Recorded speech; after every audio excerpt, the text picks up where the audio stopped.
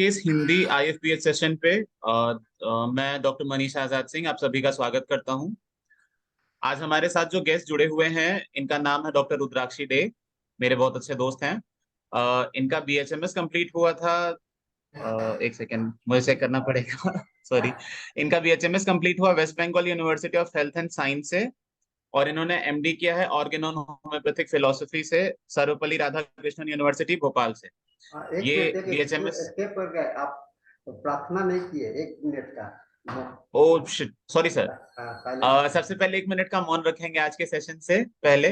1 minute का मौन हम सब रखेंगे। Thank you. वापस से शुरू करते हैं।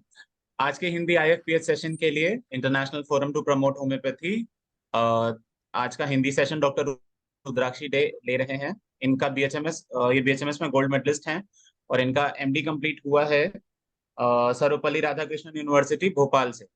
ये अभी असिस्टेंट प्रोफेसर हैं organon medicine department Shri Swami Narayan homeopathic medical college Kalol Gandhinagar से। तो ज्यादा टाइम बर्बाद किए बिना मैं बोलना चाहूंगा डॉक्टर रुद्राक्षी डे, प्लीज शुरू कीजिए। सभी श्रोताओं को मेरा नमस्कार, और सबसे पहले धन्यवाद डॉक्टर मनीष को जो इतना अच्छा इंट्रोडक्शन दिया है। मेरा आज पहला वेबिनार है IFPH में। पहला वेबिनार का मेरा टॉपिक जो है वो है, भले ही मेरी भूल त्रुटि माफ, क्योंकि मेरे मदर टंग बंगाली है, तो हिंदी थोड़ी बहुत अगर हुई तो थोड़ा बहुत इंग्लिश यूज करूंगी। अगर आप लोगों को थोड़ा माफी चाहती हूँ पहले से ही। मेरा आज जो मैं आज का जो सेमिनार का टॉपिक है वेबिनार का, वो है मायाजम दृष्टिकोण से गर्भाशय में फाइब्रॉइड संबंध को मायाजेमेटिक पॉइंट में समझेंगे आज हम। पहला देखिए, यूटेराइन फाइब्रॉइड्स। यूटेराइन फाइब्रॉइड्स होता क्या है? आज वो तो हम एज ए फिजिशियन हम सबको पता है कि यूटेराइन फाइब्रॉइड, क्योंकि केसेस मिलते हैं हमें हमारे खुद के OPDs वगैरह में। यूटेराइन फाइब्रॉइड्स लेके बहुत सारे औरतें आते हैं। मेनोपॉजल विमेन भी आते हैं कभी कभी। ड्यूरिंग रिप्रोडक्टिव एज जो विमेन होता है वो लोग भी आते रहते हैं हमारे OPDs वगैरह में। जितना मैंने देखा है, as far as my knowledge concern, I have studied that uterine fibroids का जो टेंडेंसी होता है mostly in cases of menopausal women, अगर ज्यादातर देखा जाए कि मेनोपॉजल वुमेन में यूट्राइन फाइब्रॉइड्स की जो टेंडेंसी होता है। यूट्राइन फाइब्रॉइड पहले होता क्या है, मतलब ट्यूमर को हम बिनाइन मायोमा भी बोल सकते हैं, क्योंकि उसको टर्म दिया गया है बिनाइन। बिनाइन मतलब नॉन कैंसरस, इसमें कोई कैंसरस चीजें होंगी ही नहीं, और that is very friendly to the nature. in vital force, in organ term we can explain it like, हम explain कर सकते हैं उसको जैसे vital nature's law of cure अगर फॉलो किया जाए, विकर डायनामिक एफेक्शन कि through nature, homoeopathy nature follow करके होता है। सो जो यूट्राइन फाइब्रॉइड का जो लियोमाइमा है, that is non cancerous, that it can be like, it is not harmful, रहेगा हमारे बॉडी में, हार्मफुल नहीं करेगा। It can't be an cancerous, but the symptoms जो रहेंगे उसके, वो हमें डिस्टर्ब हो सकता है। For example menstrual history of जो होता है यूट्राइन फाइब्रॉइड्स के, कभी कभी मेट्रेजिया, मेनोरेजिया, ये सब होता रहता है। ज्यादा ब्लीडिंग होना, बार बार महीने में जो मासिक है फीमेल्स के, अगर 28 डेज कंप्लीट नहीं होता, 15 डेज में पॉलीमेनोरिया हो सकता है, फिर मेनोमेट्रोरेजिया हो सकता है, बहुत सारे विथ डिसमेनोरिया तो रहेगा, वो सब हो सकता है। यूट्राइन फाइब्रॉइड्स का मेजर कॉज देखा गया है कि रिप्रोडक्टिव वीमेन में होता है, और बहुत सारे फैक्टर्स में वो डिपेंड्स करता है। अब देखेंगे कॉजेस क्या हो सकते हैं यूट्राइन फाइब्रॉइड्स के। फर्स्ट कॉज है जेनेटिक कॉज, यानी कि क्रोमोसोमल एबनॉर्मेलिटीज। बहुत सारे क्रोमोसोमल एबनॉर्मेलिटीज यानी बाय बर्थ, जीन्स में अगर कोई क्रोमोसोमल एबनॉर्मेलिटीज हो सके तो वो। The second is hormonal causes.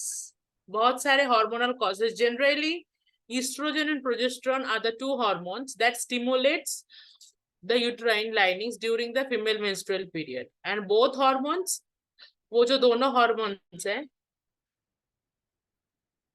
Both hormones growth करता है फाइब्रॉइड्स को। फॉर एग्जाम्पल ईस्ट्रोजन को ग्रोथ करता है। ईस्ट्रोजन और प्रोजेस्टेरोन दोनों ही यूट्राइन मसल्स जो रहता है, हमारे गर्भाशय का जो मसल्स रहता है, उसको ग्रोथ देता है, to grow in an tumorous form, tumour form में वो ग्रो करने के लिए। ठीक है, नेक्स्ट हम जाएंगे दूसरा समझने के लिए कि प्रेगनेंसी में भी हो सकता है uterine fibroids. Chances is there during pregnancy is also. This is uterine fibroids. हाँ, और एक है यूट्राइन फाइब्रॉइड का है कि इंसुलिन ग्रोथ फैक्टर से के वजह से, जैसे कि प्रेगनेंसी में डायबिटीज जिसको बोला गया है, उससे भी हो सकता है। इंसुलिन ग्रोथ के वजह से भी, ड्यू टू इंसुलिन हार्मोन्स, उसके वजह से भी हमें ट्यूमरस ग्रोथ हो सकता है यूट्राइन फाइब्रॉइड्स में। नेक्स्ट टाइम जाएंगे क्या क्या साइन एंड सिम्टम्स लेके पेशेंट आएंगे हमारे पास यूट्राइन फाइब्रॉइड्स के। पहला है heavy menstrual bleeding more than 1 week. मतलब है जैसे मासिक जो मेंस्ट्रुअल ब्लीडिंग है, वो जैसे मैंने बोला है कि पॉलीमेनोरिया, कि इतना ब्लीडिंग हो रहा है कि 1 हफ्ते से ज्यादा। यानी कि हम क्या जानते हैं कि नॉर्मली मेंस्ट्रुअल साइकिल के ब्लीडिंग 5 to 6 डेज, 7 डेज में कंप्लीट होता है, लेकिन उससे अगर एबनॉर्मली ब्लीडिंग कंप्लीट हुआ है 10 days, 12 days, 15 days तक अगर ब्लीडिंग चला है, then there is some disturbance in the menstruation. फिर हमें यूएसजी करवा के पेशेंट को फिर डायग्नोसिस हो सकता है कि यूट्राइन फाइब्रॉइड है उस पेशेंट की।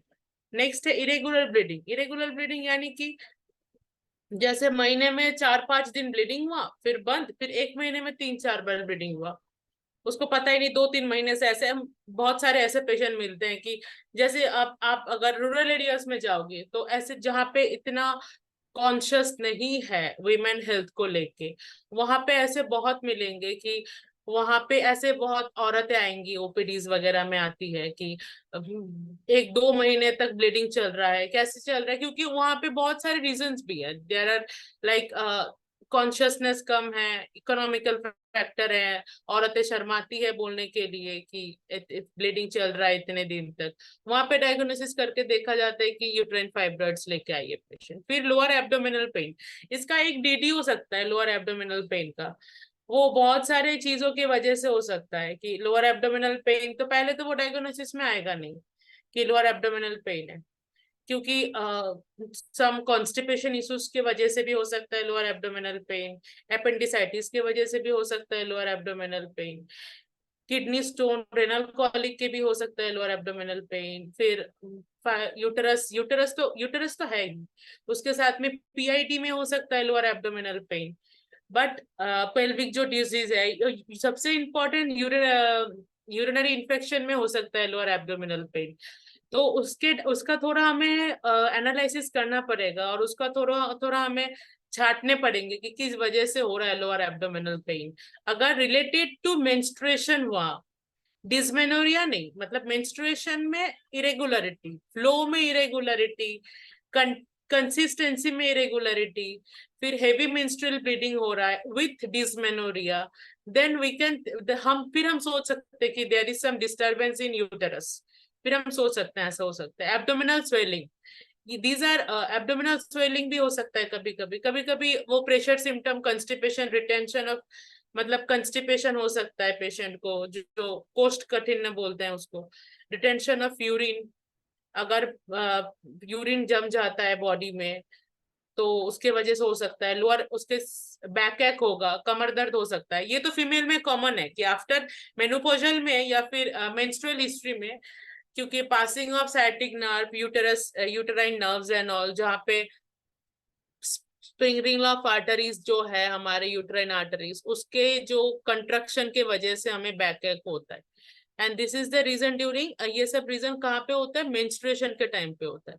लेकिन अगर ब्लीडिंग हमें ज्यादा हुआ, महीने में 2-3 बार या 5 बार ब्लीडिंग हो रहा है हमें, और विथ पेन ब्लीडिंग हो रहा है, तो ये यूटेराइन फाइब्रॉइड का एक सिम्टम हो सकता है। Pen during intercourse with the partner, partner के टाइम पे डायूजुरिया होता है, वाइफ पार्टनर के टाइम पे इंटरकोर्स के टाइम पे पेन हो रहा है, ये पीआईडी के टाइम पे भी हो सकता है, और यूरिनरी इन्फेक्शन के टाइम पे भी हो सकता है ऐसा। But commonly we can see this symptoms, commonly हम यही सिम्टम्स को देखते हैं यूट्राइन फाइब्रॉइड्स में।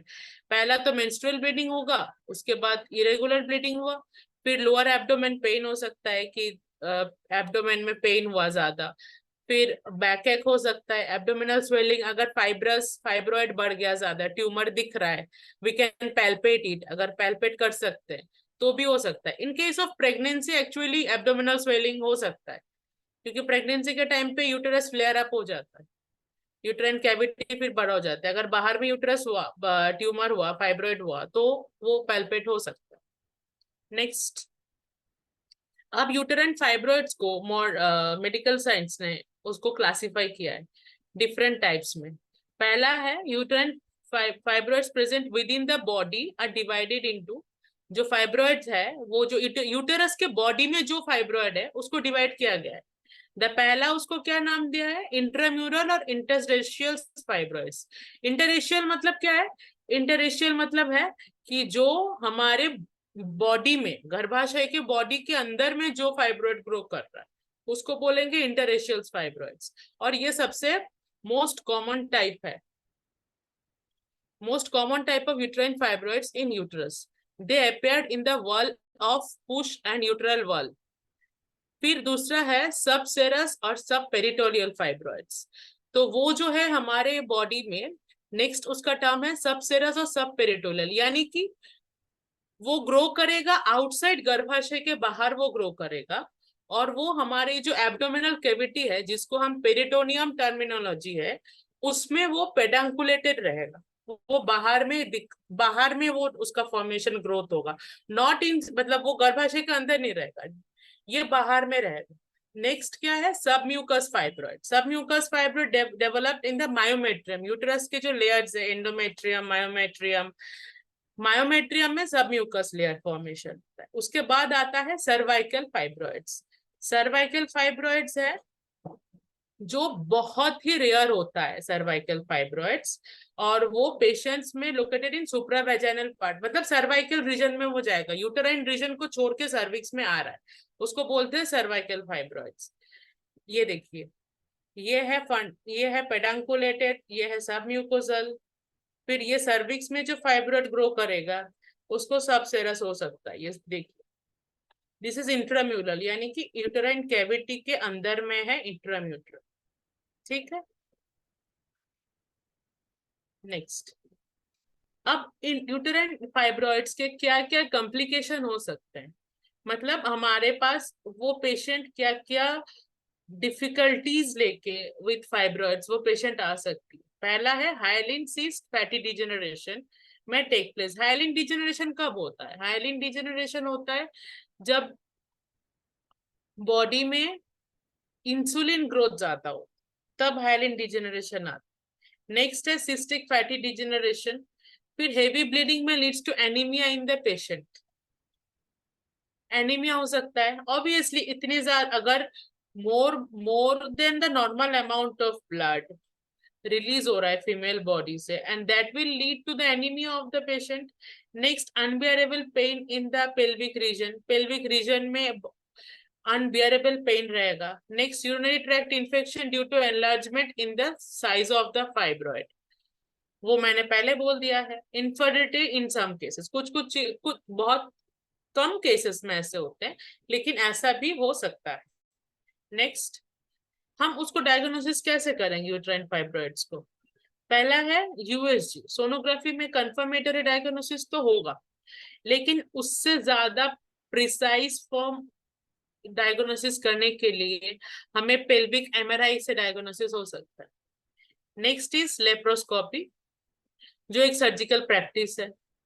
नेक्स्ट इज हिस्टेरोस्कोपी, क्योंकि हिस्टेरो मतलब यूट्रस, हिस्टेरोस्कोपी से यूट्रस को हम डायग्नोस, इंट्राम्यूरल अगर रहेगा तो we can diagnose that, but this method, ये मेथड करने से एक है पॉसिबिलिटी कि पेशेंट में गेट हार्म, तो हिस्टेरोस्कोपी का एक है कि डिसएडवांटेज आप समझ सकते हैं इसका। नेक्स्ट है, ये तो क्या कन्वेंशनल ट्रीटमेंट कि कितने केसेस में uterine fibroids anti inflammatory drugs से, मॉडर्न साइंस मतलब एलोपैथी के लिए वो ठीक कर सकता है, गोनाडोट्रोपिन, मतलब यूट्राइन फाइब्रॉइड में क्या देते हैं जनरली एलोपैथिक डॉक्टर्स, हार्मोन्स देते हैं।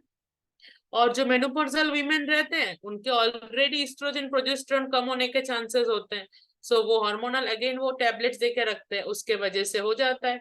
और हम होम्योपैथी अप्रोच क्या बोलता है, होम्योपैथी अप्रोच बोलता है कि हम materia medica symptom wise study करेंगे, होलिस्टिक अप्रोच जिसको बोलते हैं, that is our homoeopathy. Homoeopathy keeps holistic approach. हम होम्योपैथी हमें फिजिकली पेशेंट को और मेंटली पेशेंट को स्टडी करके पता चलता है हमें केस टेकिंग के टाइम पे, तो उसी के आधार पे हमारा ड्रग सिलेक्शन होता है।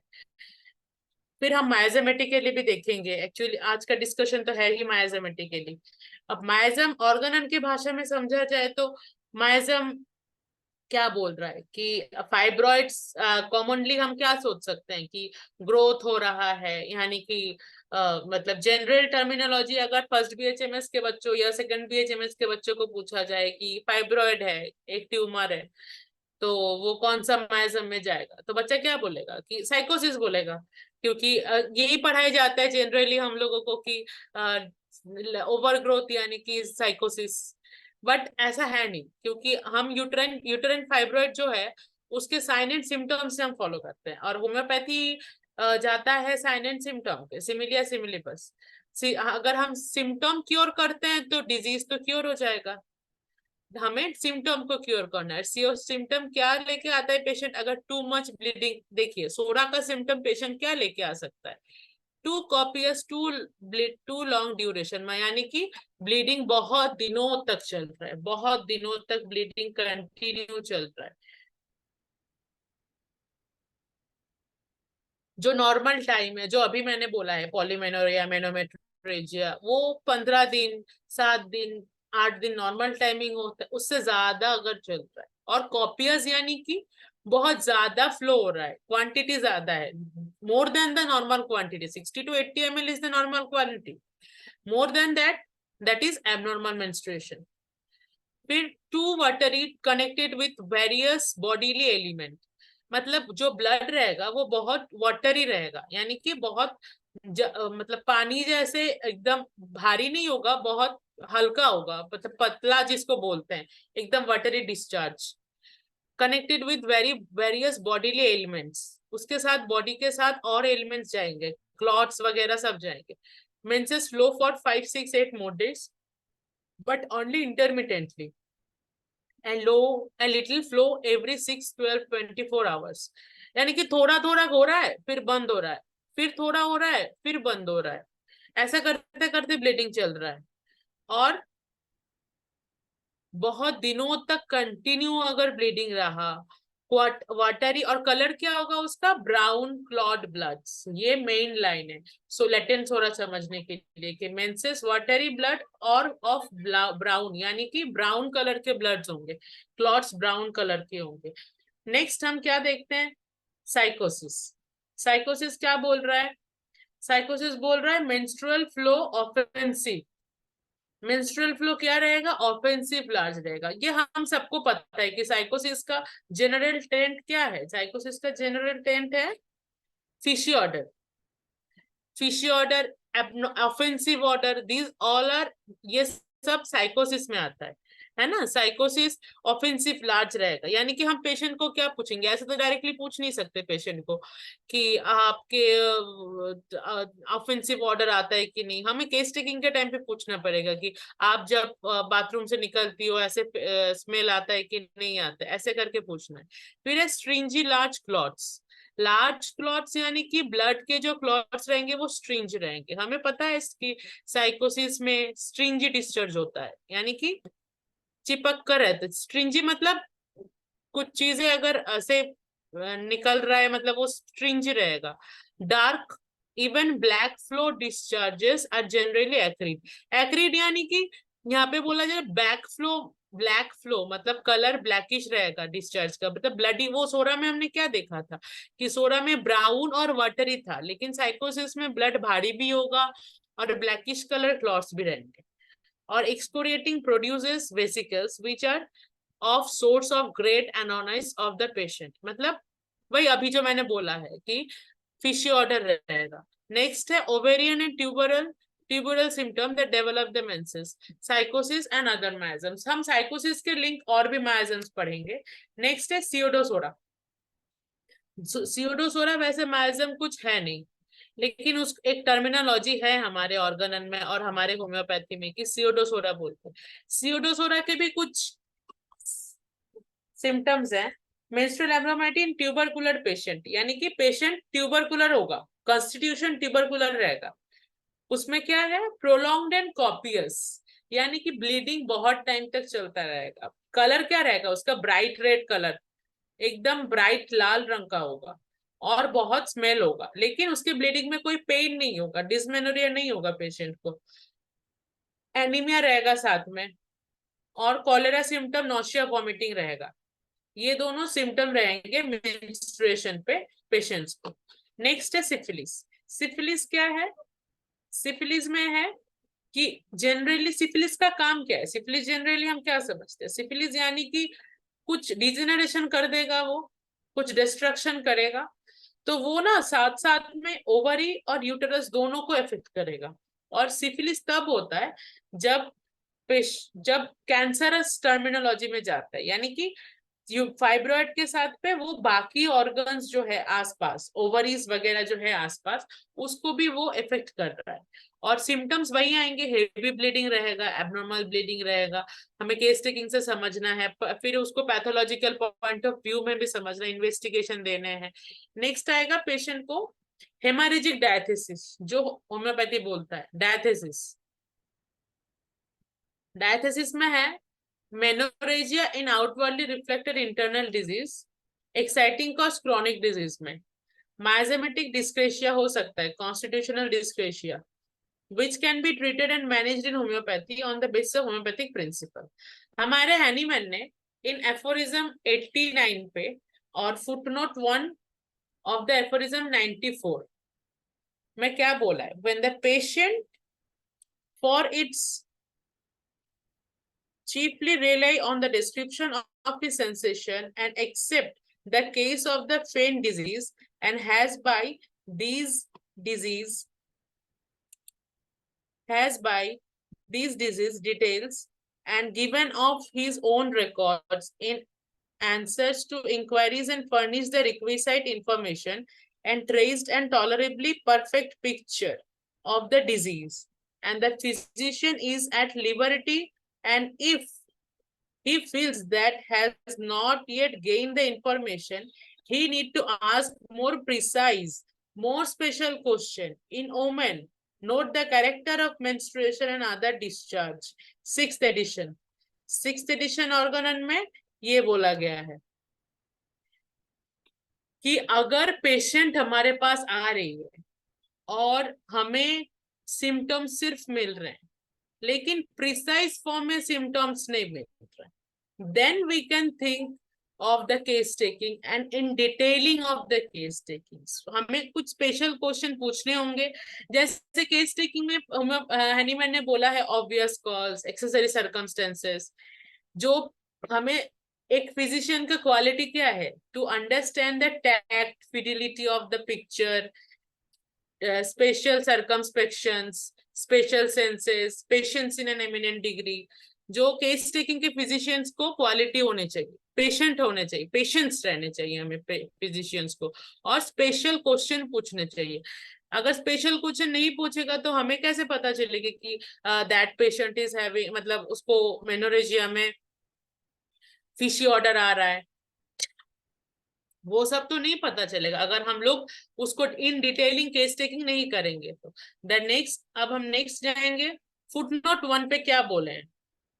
फुटनोट 1 पे बोला है क्रॉनिक डिजीज में कि जो female in chronic disease it is specially necessary to pay the attention to pregnancy, sterility and sexual desire and accouchement, miscarriages, suckling and the state of menstrual discharges। menstrual discharge के state को समझना होगा with respect to the last named more particularly। We should not neglect to ascertain if it required it to short interval or delayed proper time। ये 94 के footnote में एक एक line mention किया गया ऑर्गन ऑफ मेडिसिन में। How many days it lasts, whether it flows, it continuous or interrupted। What is general quality? How dark is its color? Whether there is leukorrhea before its appearance or its termination, but especially what bodily and mental ailment and what sensation and pain it is preceded and accompanied or followed. If there is leukorrhea, it is the nature, what sensation attain its flow, and what quantity, and what are the condition and occasion.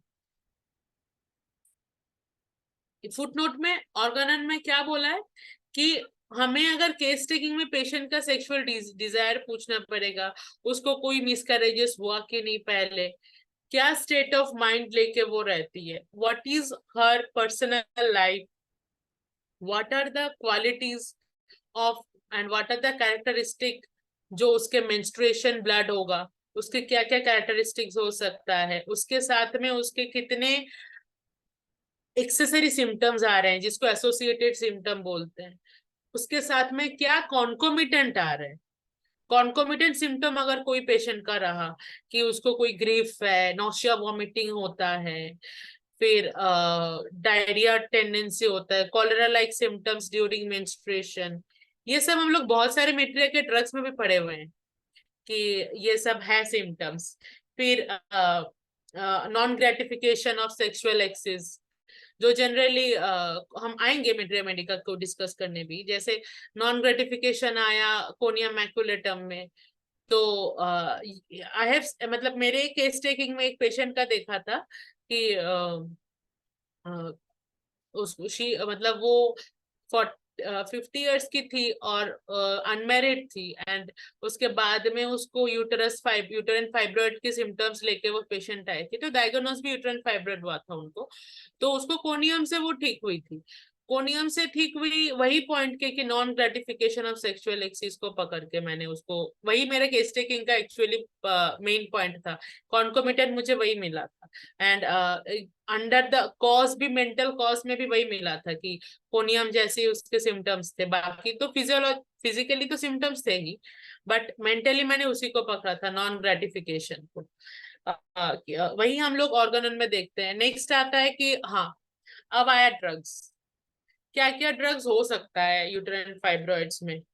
पहला है जैसे मान लीजिए thuja, हम पहले वैसे thuja आज सबको सब कुछ मतलब साइकोसिस, तो यूटेराइन फाइब्रॉइड में कौन सा माइजम ज्यादा प्रोमिनेंट लगा हम लोगों को, हम लिखते हैं ना केस टेकिंग में माइजमेटिक डायग्नोसिस में, it covers all the miasms but psora या साइकोसिस प्रीडोमिनेंट, तो यूटेराइन फाइब्रॉइड में कौन सा माइजम लगा हमें प्रीडोमिनेंट होगा, प्रीडोमिनेंट साइकोसिस ज्यादा दिखा है में।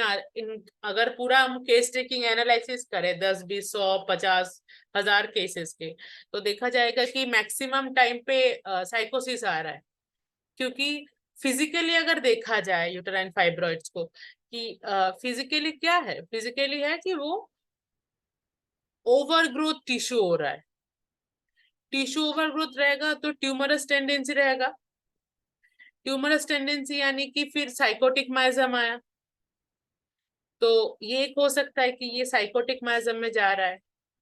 फिर दूसरा कौन सा आ रहा है हमारा, सोरा। अगर सोरा कब आएगा, सोरा जब आएगा तब फाइब्रॉइड यूटेरस में अगर इन्फ्लेमेशन के वजह से, कुछ आईटीज के वजह से, सोरा को जनरली हम समझते हैं कि लाल होगा दिखने में, ये सब होगा ना, सल्फर के symptoms, every orifices are red, लेकिन फाइब्रॉइड्स में क्या लेके आएगा सोरा, फाइब्रॉइड्स में ब्लीडिंग लेके आएगा, prolonged bleeding with inflammation of the uterus, inflammation भी यूटेरस को होकर लेके आएगा, फिर ब्लीडिंग तो ज्यादा टाइम रहेगा, ऑब्वियसली एबनॉर्मल ब्लीडिंग तो साथ में रहेगा ही, और सिफिलिस पेशेंट क्या लेकर आएगा, कैंसरस टेंडेंसी लेकर आएगा, डिजेनरेटिव टेंडेंसी लेकर आएगा, साथ में और 2 ऑर्गन भी इन्वॉल्व करके लेके आएगा, तो ये रहा हमारा सिफिलिस का। लेकिन साइंटिफिकली भी मॉडर्न साइंस ने भी स्टडी करके देखा है कि कैंसरस डिजेनरेशन यूटेराइन फाइब्रॉइड के चांसेस बहुत ही कम है, maximum chances are benign, benign मतलब नॉन कैंसरस, सारे मैक्सिमम ट्यूमर्स आर बिनाइन, यानी कि maximum symptoms are going to, मतलब मैक्सिमम सिम्टम्स कहाँ पे जा रहा है, साइकोसिस में जा रहा है और सोरा में जा रहा है, सिफिलिस चांसेस कम है। तो साइकोसिस के सिम्टम्स क्या है कि ओवर ग्रोथ रहेगा, टिश्यू ओवर ग्रोथ होगा, फाइब्रॉइड्स के यूटेरस के जो टिश्यूज हैं वो किसके वजह से ओवर ग्रोथ रहेगा, वो ओवर ग्रोथ रहेगा हार्मोनल इशू के वजह से, इस्ट्रोजन प्रोजेस्टेरोन के वजह से वो ओवर ग्रोथ रहेगा। सबसे कॉमनेस्ट फाइब्रॉइड कौन सा है, इंटररेशियल फाइब्रॉइड्स, और जो बनता किससे है, यूटेराइन टिश्यू के वजह से बनता है। तो ये हमारा एक ओवरव्यू। इसमें हमने क्या देखा है कि ज्यादातर फाइब्रॉइड्स किसके आया है बैकग्राउंड में, कौन से माइजम लेके आया है, साइकोसिस को। साइकोसिस का टेंडेंसी क्या है, फिशी ऑर्डर टेंडेंसी रहेगा साइकोसिस का। और साइकोसिस का और भी है कि वो ओवर ग्रोथ रहेगा, कॉलीफ्लावर लाइक ग्रोथ रहेगा। अब फाइब्रॉइड्स को तो यूएसजी में वो दिखाएगा नहीं कि कॉलीफ्लावर ग्रोथ हुआ कि नहीं, या फिगवर्ड्स हुआ कि नहीं, बट हम समझ सकते हैं कि ग्रोथ ट्यूमरस ग्रोथ रहेगा, तो ऑब्वियसली हमारा over growth of the tissues रहा, तो आया ना साइकोटिक टेंट फिर बाद में। नेक्स्ट हम देखेंगे कि कौन सा ड्रग्स हम यूज करते हैं। Thuja, obviously thuja antipsychotic drug में पहला ही नाम आता है, ट्यूमर समझ के हम आंख बंद करके थूजा देते हैं, तो थूजा एक पहला ड्रग आया। आप लोगों ने भी प्रैक्टिस में देखा ही होगा कि ज्यादातर फाइब्रॉइड्स थूजा से क्योर होता है, या थूजा ज्यादा लेके आती है पेशेंट्स, थूजा पेशेंट ज्यादा आती है फाइब्रॉइड्स वगैरह में। थूजा क्या है, thuja accidentally known as the king of antipsychotic miasm and it is treated with unwanted growth। सब एक्स्ट्रा ग्रोथ कौन ट्रीट करता है, thuja. In case of uterine fibroid thuja को ज्यादा दिया गया है। Thuja is more curable as far as the studies concern, कि maximum cases are cured with thuja. Next is calcarea carb. एक तो हम डायग्नोसिस करेंगे, ये थेराप्यूटिकली हो सकता है, आई एम जस्ट टॉक, ये मैं बात कर रही हूँ थेराप्यूटिकली अभी, कि इतने केसेस में कौन से ड्रग्स मेनली आते हैं, लेकिन उससे ज्यादा या उससे और भी ड्रग्स हो सकते हैं हमारे, क्योंकि होम्योपैथी बेस्ड ऑन सिमिलियर सिमिलिबस क्यूरेंटर। कोई भी अनकॉमन पिकुलियर कैरेक्टरिस्टिक लेके कोई पेशेंट आया मेरे पास, हम होलिस्टिक अप्रोच देके केस टेकिंग करके कोई भी ड्रग हो सकता है, लेकिन मैं जो ये ड्रग्स बोल रही हूँ ये कॉमनली देखा गया है कि इनसे क्योर होता है थेराप्यूटिकली, और रेपर्टरिकली भी यही सब आता है, मतलब ग्रेडेशन में यही दिया गया है generally. Next is calcarea carb. Calcarea carb patient वैसे ही फ्लेयर अप होता है, ऐसे ही फ्लैबी रहती है, उसका तो ग्रोथ टेंडेंसी है ही, कॉन्स्टिट्यूशन ही उसका ग्रोथ है, तो वो फिर वो भी सिम्टम्स भी उसके वैसे हैं। कैलकेरिया का आपके मेंस्ट्रुएशन सिम्टम्स में copious bleeding, prolonged profuse bleeding, तो वो सब भी हम देखिए प्रोफ्यूज लॉन्ग लास्टिंग मेंस्ट्रुएशन, मिट्रा में हमें यही टर्म दिया गया है। Next is calcarea fluor. Calcarea fluor तो stony hardness in the tumorous tendency, सारे कैलकेरिया फ्लोर ही हैं, सब सारे सिम्टम्स लेके आते हैं कैलकेरिया फ्लोर के। Lost elasticity of the smooth muscles, मतलब यूट्रस जो मसल्स हैं उसकी इलास्टिसिटी स्मूथ हो गए। नेक्स्ट हम देखेंगे हार्डनेस रहेगा, swelling over the pelvic and abdominal region, यानी कि कौन सा टाइप यूट्रस फाइब्रॉइड वापस सब सीरस टाइप फाइब्रॉइड अगर रहा तो हम कैलकेरिया फ्लोर देख सकते हैं। The next is ग्राफाइटिस is an very good medicines in term of menstruation or any female symptoms also. Graphitis is a very good medicine in the case of postmenopausal women। आप बोल सकते हो कि जो materia में लिखा गया है कि क्लाइमेक्टेरिक पीरियड में टाइम पे, या फिर वो प्री मेनोपोजल वीमेन, आजकल मेनोपॉज का टाइम बढ़ गया है, मतलब आगे आ गया है, पहले जैसे 45-50 में होते थे, आजकल 38, 40, 42 में हो रहे हैं menopause. And these are only, ये सब किन चीजों के वजह से हो रहा है, हार्मोनल डिस्टर्बेंसेस एंड ओसीपी, आप बोल सकते हो ओसीपी एक बड़ा रोल प्ले करता है इन चीजों में कि मेनोपॉज जल्दी हो जाने के लिए, and various other factors also. ग्राफाइटिस का एक है कि ग्राफाइटिस होम्योपैथी के लिए ट्रीट करता है पेशेंट्स को। जनरली ग्राफाइटिस पेशेंट समझने के लिए हमें पहले तो बहुत सारे चीजों को सुनना है, लेकिन एक दो लाइन है जो फीमेल को बोलता है ग्राफाइटिस में, जैसे पुराने इरप्शंस अगर बाहर आए, रीओपन ऑफ द रिपरकेशन रीरप्शंस जो है लाइन, कि पुराने इफेक्टेड पार्ट में इरप्शंस हुए हैं, वो आ रहे हैं बाहर, जो एलन में लिखा गया है लाइन। फिर ग्राफाइटिस जनरली मेनोपॉजल वीमेन में हम देख सकते हैं कि ग्राफाइटिस वीमेन आती है हमारे पास। फिर next is phosphorus. Phosphorus women तो हमने सुना ही है कि phosphorus is an very beautiful lady kind of, phosphorus patient जो रहेगी वो बहुत सुंदर रहेगी। So women are like that only. Every women are beautiful and all. Phosphorus is highly recommended in case of submucous type of fibroids. यानी कि जो uterus are highly sensitive, intelligent, long, slender women with marked stitching pain in the uterine region. Uterine region में जो बोला था lower abdomen में pen होगा जिसके वजह से, and shows the efficiency of the medicines to use it in the cases of fibroids. यानी कि यहाँ पे फिर से वही है कि पेशेंट को टोटल केस टेकिंग करेंगे हम, ऐसा नहीं कि किसी के ऊपर किसी के आधार पे कि या कोई थेराप्यूटिकली आधार पे हमने फॉस्फोरस दे दिया कि लुकिंग एट ए पेशेंट कि she is very beautiful tall slender तो फॉस्फोरस होगा, not like that. It's like कि अगर वो पेशेंट वो सब फॉलो करती है, but main symptom is marked stitching pain in the uterine region, वो अगर पेशेंट लेके हमारे पास आती है तो हम सोच सकते हैं कि फॉस्फोरस हम दे सकते हैं उसको एंड क्योर कर सकते हैं। The next is conium.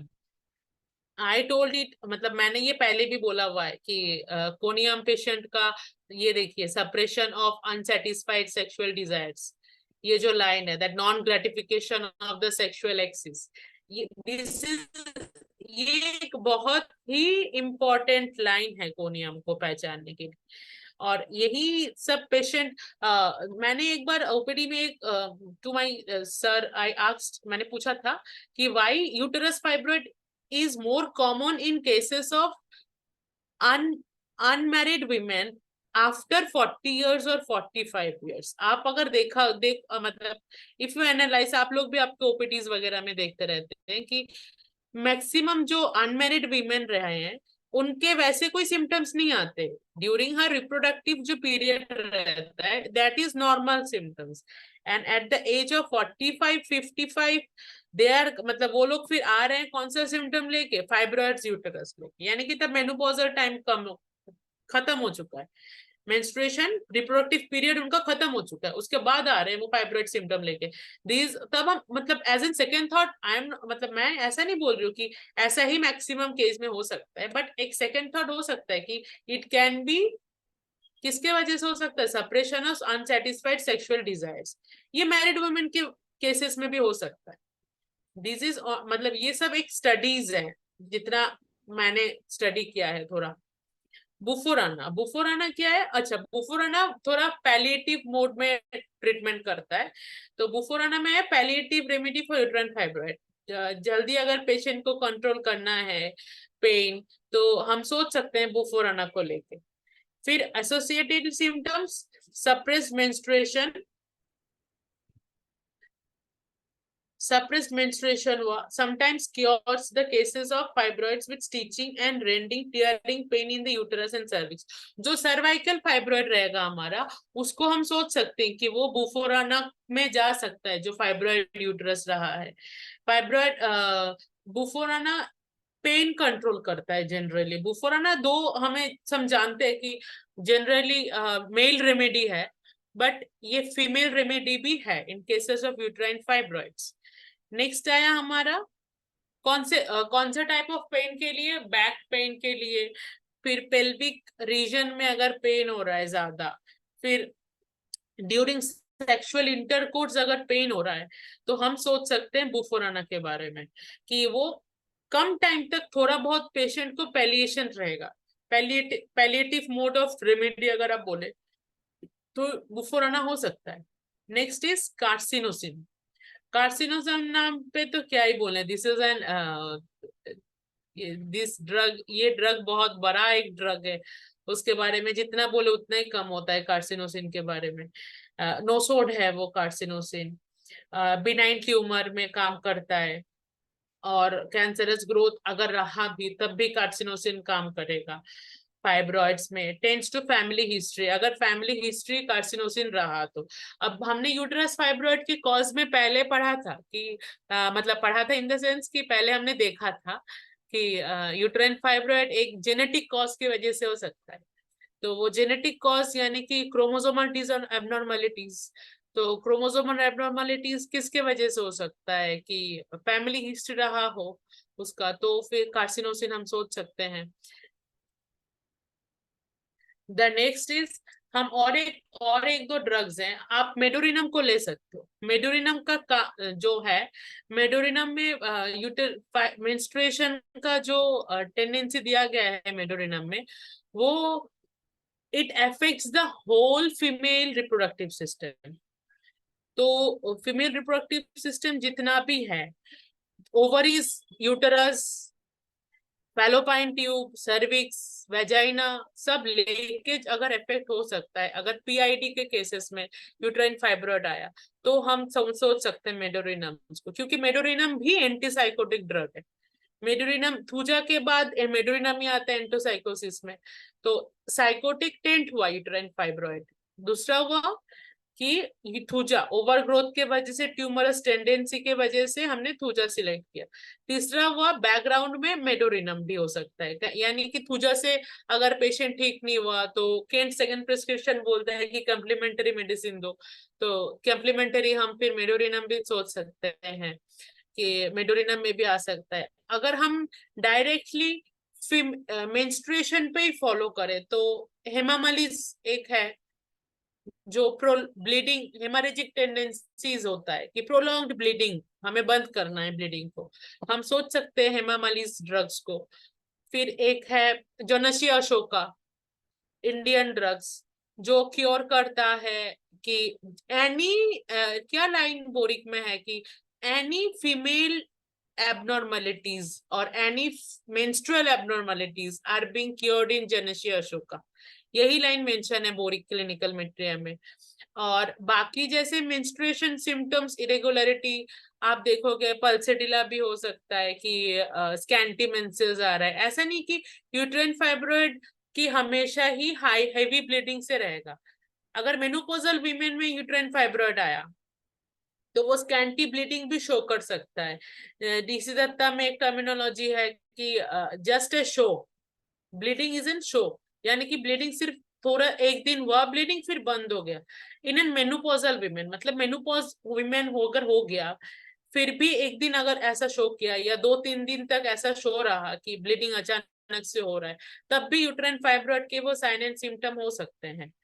Next आया हमारा पल्सेटिला हो गया इधर से। नेक्स्ट क्रोकस सैटाइवस भी हो सकता है। क्रोकस सैटाइवस में भी मेंस्ट्रुएशन बहुत ही प्रोफ्यूज दिया गया है, बहुत डिस्मेनोरिया दिया गया है with mania, different types of, ये भी हो सकता है क्रोकस सैटाइवस में।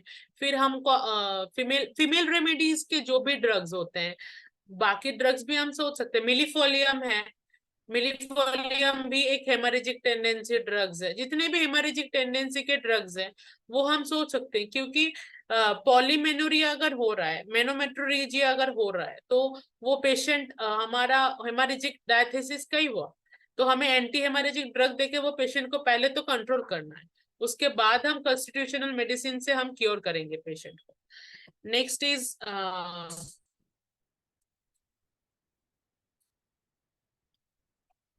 बल्कि होम्योपैथी तो always individuality, totality of symptoms तो देखेगा ही, घुमा फिरा के तो टोटलिटी सिम्टम्स ही आएगा कि outwardly reflected picture of the internal essence of the disease. Essence of the disease यानी कि sign and symptoms, outwardly reflected picture यानी कि जो पेश जैसे मेनोरेजिया हुआ, मेनोमेट्रेजिया हुआ, डिसमेनोरिया हुआ, ये सब लेके पेशेंट आ रहे हैं हमारे पास, तो this can be sign and symptoms, outwardly reflected picture. और इंटरनल एसेंस में क्या आया, पैथोलॉजी आया इंटरनल एसेंस में, कि जिसके वजह से कि ये डीअरेंजमेंट हुआ है वाइटल फोर्स का, तो वो भी एक हुआ हमारा। The next is treatment arising from the patient remedies and may also come from arising symptoms। हम ओवरव्यू लेंगे कि जो मैंने एक स्किप किया था एक पार्ट, ये एपिडेमियोलॉजिकल स्टडी जो था, इतने मतलब मॉडर्न साइंस ने एक एपिडेमियोलॉजी स्टडी किया था कि डिफरेंट हेल्थ इंस्टीट्यूशन ने एक एपिडेमियोलॉजिकल स्टडी किया। उसमें आया था कि increases with the age findings most common in 35 to 45 years of women।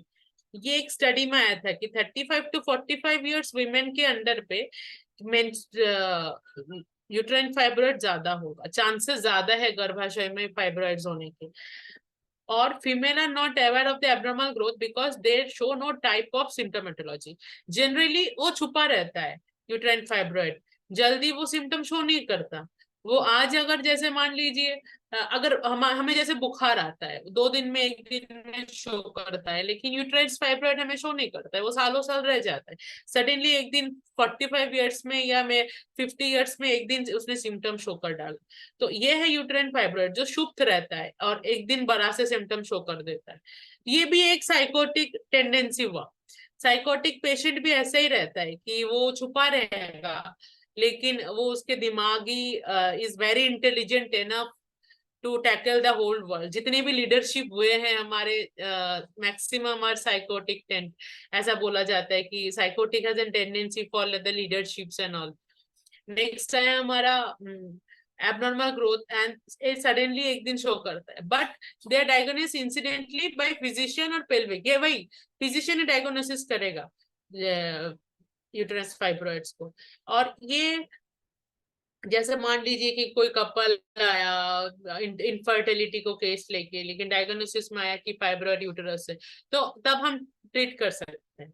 और क्या है उसके mental symptom, generally irritability, anger issues, anxiety, restless of the mind, stress, ultimately stress. In one word I can say हम मतलब मैं बोल सकती हूँ कि ये स्ट्रेस की वजह से इतने सारे सिम्टम्स आ रहे हैं। स्ट्रेस क्यों हो रहा है? स्ट्रेस इसीलिए हो रहा है कि मॉडर्न फैक्टर्स, आजकल हम सब स्ट्रेस में है। द न्यू जनरेशन, हमारे जनरेशन भी सब स्ट्रेस में पले बड़े हैं और स्ट्रेस में भी जीते हैं हम लोग। And then next is uterine fibroids, large number mental symptom देख के, देखिए मॉडर्न साइंस खुद बोल रहा है कि so to cure uterine fibroids with large number of physical and mental symptom, well chosen homeopathy medicine helps the patient not only dissolves the fibroid but also keeps her mind in normal state। यानी कि holistic approach जो हुआ है कि not only the physical, mental well-being also of a patient is done by homeopathy। The next is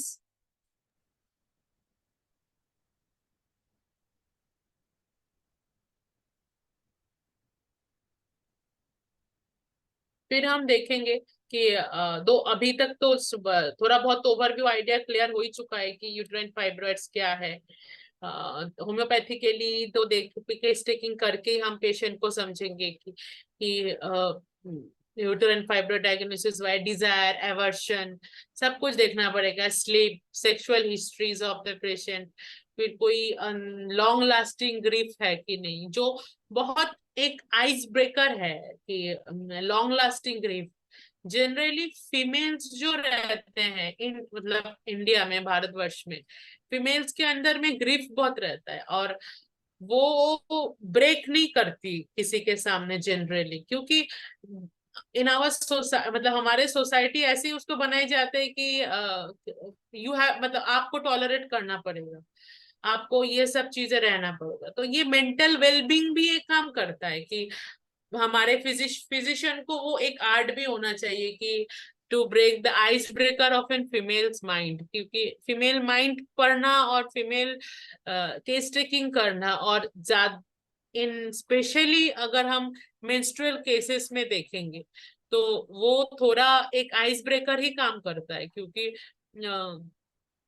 female generally ये सब बताएगी नहीं, लॉन्ग लास्टिंग ग्रीफ तो बताएगी नहीं, और जैसे नॉन ग्रेटिफिकेशन हुआ वो भी, ये सब जल्दी तो बताती नहीं है कोई भी।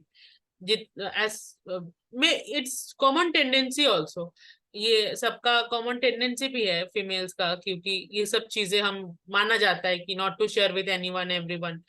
तो ये सब चीजें भी फिजिशियंस को एक आर्ट होनी चाहिए, होम्योपैथी फिजिशियन को, कि एक फीमेल को केस टेकिंग लेना और एक मेल केस टेकिंग लेना, there is a difference.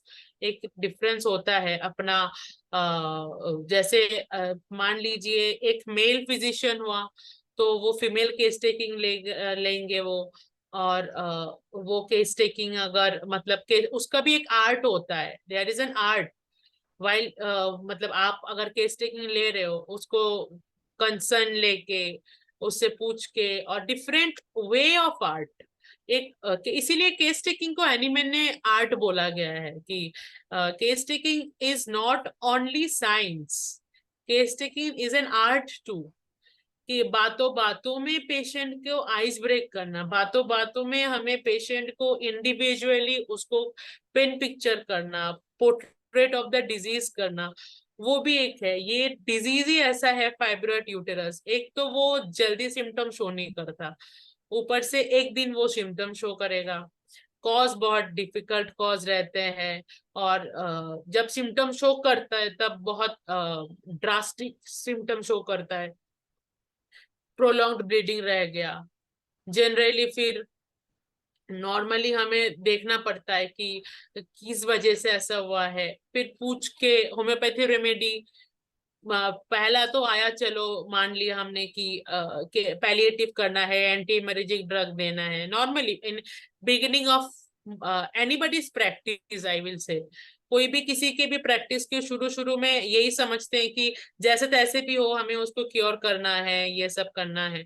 Individualisation case taking तो मतलब समझते हैं कि अरे वो तो बाद में देखा जाएगा एंड ऑल, लेकिन पहले तो हमें क्योर, पेशेंट को एक पैलिएटिव देखना है कि आज पेशेंट आई ब्लीडिंग लेके, कल तक उसको बंद करना है वरना पेशेंट आएगी नहीं मेरे पास। ये शुरू शुरू में हर फिजिशियन फेस करता है। तो ऐसा अगर माना जाए तो फाइब्रॉइड यूटेरस में पहले हम देख सकते हैं कि हमने एंटी हेमरेजिक ड्रग्स दिया, मान लिया, लेकिन हाँ ठीक है, एंटी हेमरेजिक ड्रग्स भी काम करेगा, उसका फील्ड ऐसा ही है कि एंटी हेमरेजिक ड्रग भी उसको मेंस्ट्रुएशन को बंद करेगा। लेकिन इंडिविजुअली अगर देखना है, पेशेंट को अगर नेक्स्ट टाइम से भी क्योर करना है, कंप्लीटली क्योर करना है, जिसको हैनीमैन ने दो टर्मिनोलॉजी यूज किया है ऑर्गेनन में, एक रिकवरी, एक क्योर। एंड देयर इज मतलब इंग्लिश टर्मिनोलॉजी में बोलते हैं कि there is an thin line difference between cure and recovery.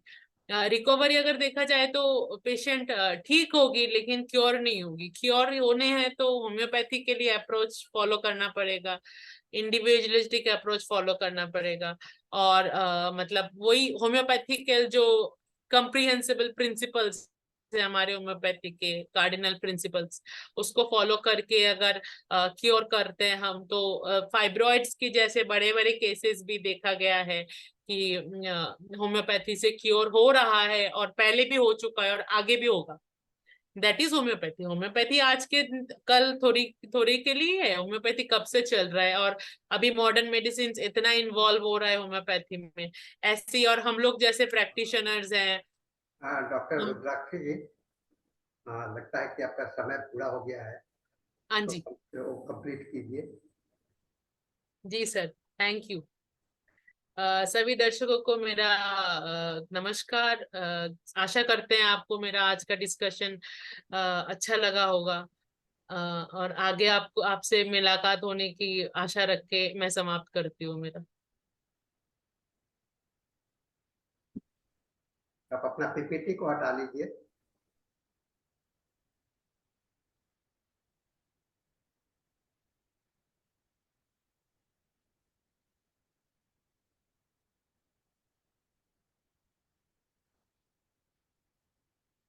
Thank you doctor रुद्राक्षी, अच्छे सेशन के लिए, इतने अच्छे नॉलेजफुल सेशन के लिए। एंड अभी हमारे पास शायद 2 से 3 मिनट मुश्किल से हैं, तो अगर किसी का कोई क्वेश्चन है मैम से तो अभी पूछ लीजिए, और या कोई रिव्यू देना चाहता है, कोई कुछ बोलना चाहता है इस बारे में तो प्लीज। रुद्राक्ष जी, आप अपना पीपीटी को रिमूव कर दीजिए। अपना पीपीटी रिमूव कर लीजिए। हाँ। Good evening sir. सर मैं चाहूंगा कि नेबोथियन सिस्ट पर भी कुछ थोड़ा सा हो जाए, इसमें थेरेप्यूटिक्स के बारे में थोड़ा नॉलेज शेयर करें। डॉक्टर संजीव आप बोल रहे हैं? जी सर। ठीक है। Good evening sir. Rudraksh ji, बहुत शॉर्ट में थोड़ा सा इनको बता दीजिए जैसे आप पूछ रहे हैं। जी सर। ये इन्होंने एक सवाल मैम किया मैं है। पूछना चाह रहा था। वो पूछ रहे हैं कि नबोथिन सिस्ट के बारे में अगर आप कुछ बताना चाहें तो प्लीज उसमें ऐड ऑन कर दीजिए। अच्छा, नेपोथियन सिस्ट का यूट्राइन फाइब्रॉइड्स में, राइट? नहीं, नबोथिन सिस्ट इन जनरल, मतलब अगर थेराप्यूटिक आप समझा सके उसका थोड़ा सा इन शॉर्ट, तो बस वही पूछ रहे हैं वो। अच्छा जी, नेपोथियन सिस्ट के पहले तो हमें देखना पड़ेगा नेपोथियन सिस्ट का साइन एंड सिम्टम्स क्या हो सकता है। वो सिस्ट आएगा पेशेंट कैसे है, उसका अगर पंक्टम रहा है तो वो पंक्टम का डिस्चार्ज कैसे हो सकता है, डिस्चार्ज में कौन से टाइप के डिस्चार्ज आएंगे। अगर ऑफेंसिव डिस्चार्ज रहा तो हम साइकोटिक वाले ड्रग्स देख सकते हैं, थूजा है, साइलेशिया है, नाइट्रिक एसिड है, बहुत सारे ऐसे ड्रग्स हैं जिसमें जनरली सिस्टिक अपियरेंस हम calcarea phos in lower potency में भी कभी कभार हो सकता है कि नेबोथियन सिस्ट क्योर हो सकता है। और ऐसे आप सिस्टिक ग्रोथ, बहुत सारे ऐसे ड्रग्स मिलेंगे जहाँ पे आप सिस्टिक ग्रोथ को क्योर कर सकते हैं। Thank you ma'am. Any more questions? Doctor से डॉक्टर कुरूप आप हैं यहाँ पर? I am here. Yes, sir. Yes sir. Yes, it was a very informative. बहुत बढ़िया था आपका क्लास। फिर और आ जाइए हमारे मंच पर, इंग्लिश मंच पर भी आ जाइए, बहुत बढ़िया था, बहुत अच्छा था। Thank you very much, very informative. Thank you very much sir, नमस्कार। नमस्कार। तो doctor Hariharan, you want to say something?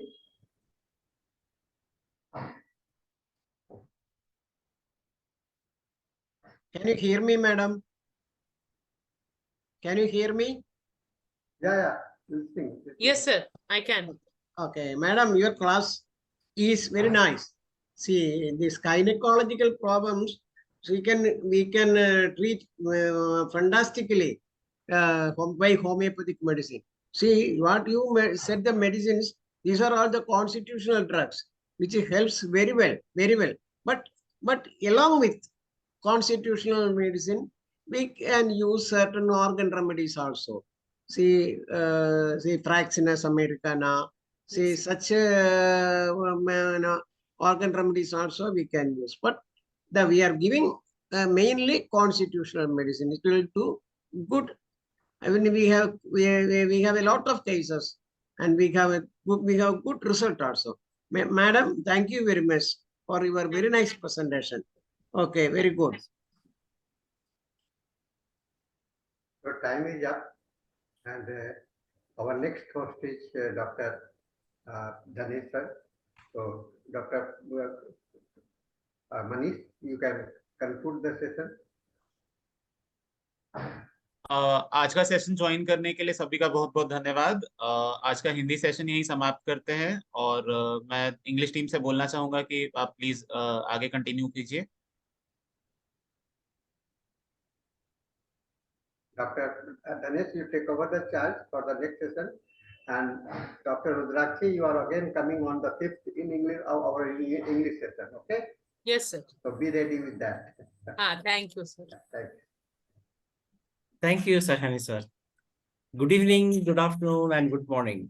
This is the 1150th day of continuous webinar conducted by International Forum for Promoting Homeopathy. Today, our guest is Professor Dr. BIBHU PRASAD PANDA. Let us wait, have a 1 minute silent prayer.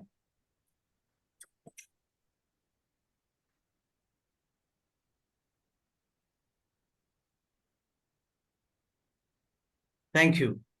As you all know, International Forum for Promoting Homeopathy comprises of homeopathic doctors, students, as well as homeopathic lovers. And we are regularly conducting 3 sessions. First, as you all know, that Hindi session from 7 to 8, and from 8 to 9, we have an international session in English, and from 9 to 10, we have our Malayalam session, a local language session. So this is we are conducting the sessions regularly. And today, we are lucky to have a wonderful guest in us, Dr. Professor BIBHU PRASAD PANDA. Sir has completed MD in homeopathy and is now working as the principal and homeopathic hospital superintendent at Pearl Homeopathy Institute of Homeopathy and Research Hospital at Vadodara, Gujarat.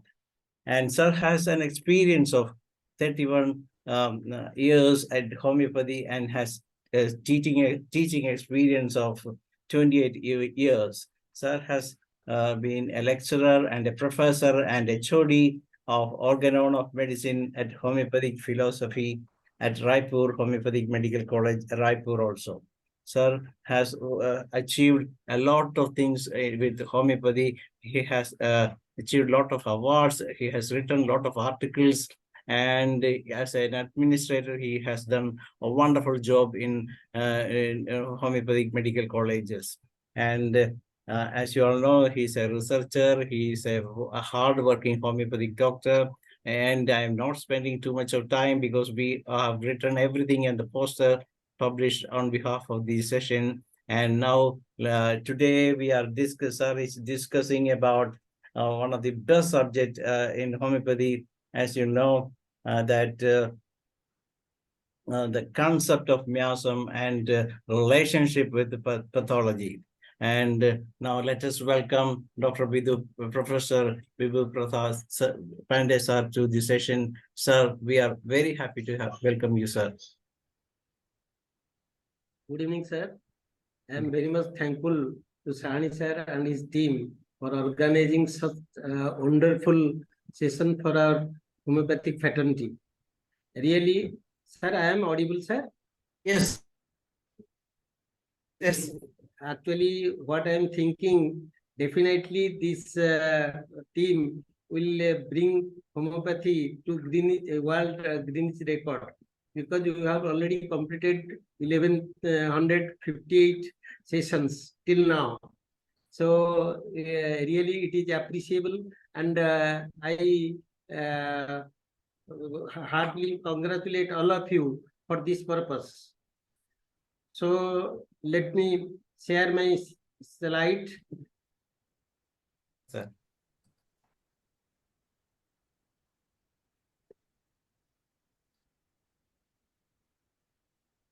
Is it visible? Yes, it is coming, sir. So already this topic has been discussed in Hindi. Today, I feel comfortable to explain these things in English. So the topic is very important, not for practice, but for our theoretical as well as practical knowledge in homeopathy. So concept of miasm and relationship with pathology. All of you know that if the person is not clear about miasm, he may treat disease by homeopathy, but to root out the disease in its whole, the miasm plays a role. For that, Dr. Hahnemann has did research for 12 years. So before the publication of 4th edition, all the diseases he was treating in a common parameter. So there is no discretion, only on the basis of law of similar, he was treating the disease. So when he failed Then he started research, and after doing research, he came to the conclusion the obstacle which behind it, and he named the obstacle, that is miasm. So the real disease producing power.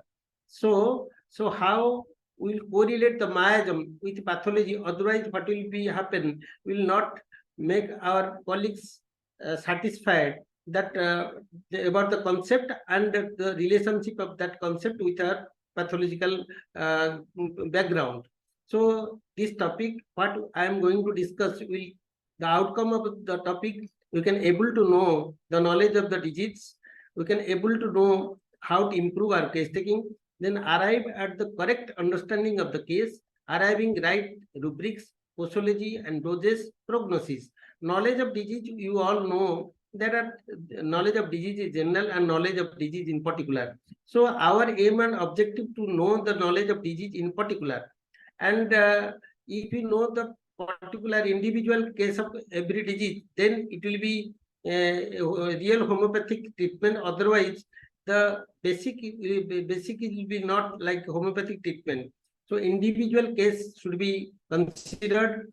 The concept, the dynamic concept should be considered, and the miasm should be diagnosed. The miasm should be identified, by which what will be happen. You can root out and prevent the recurrence of both acute disease, and you can able to treat the chronic disease perfectly.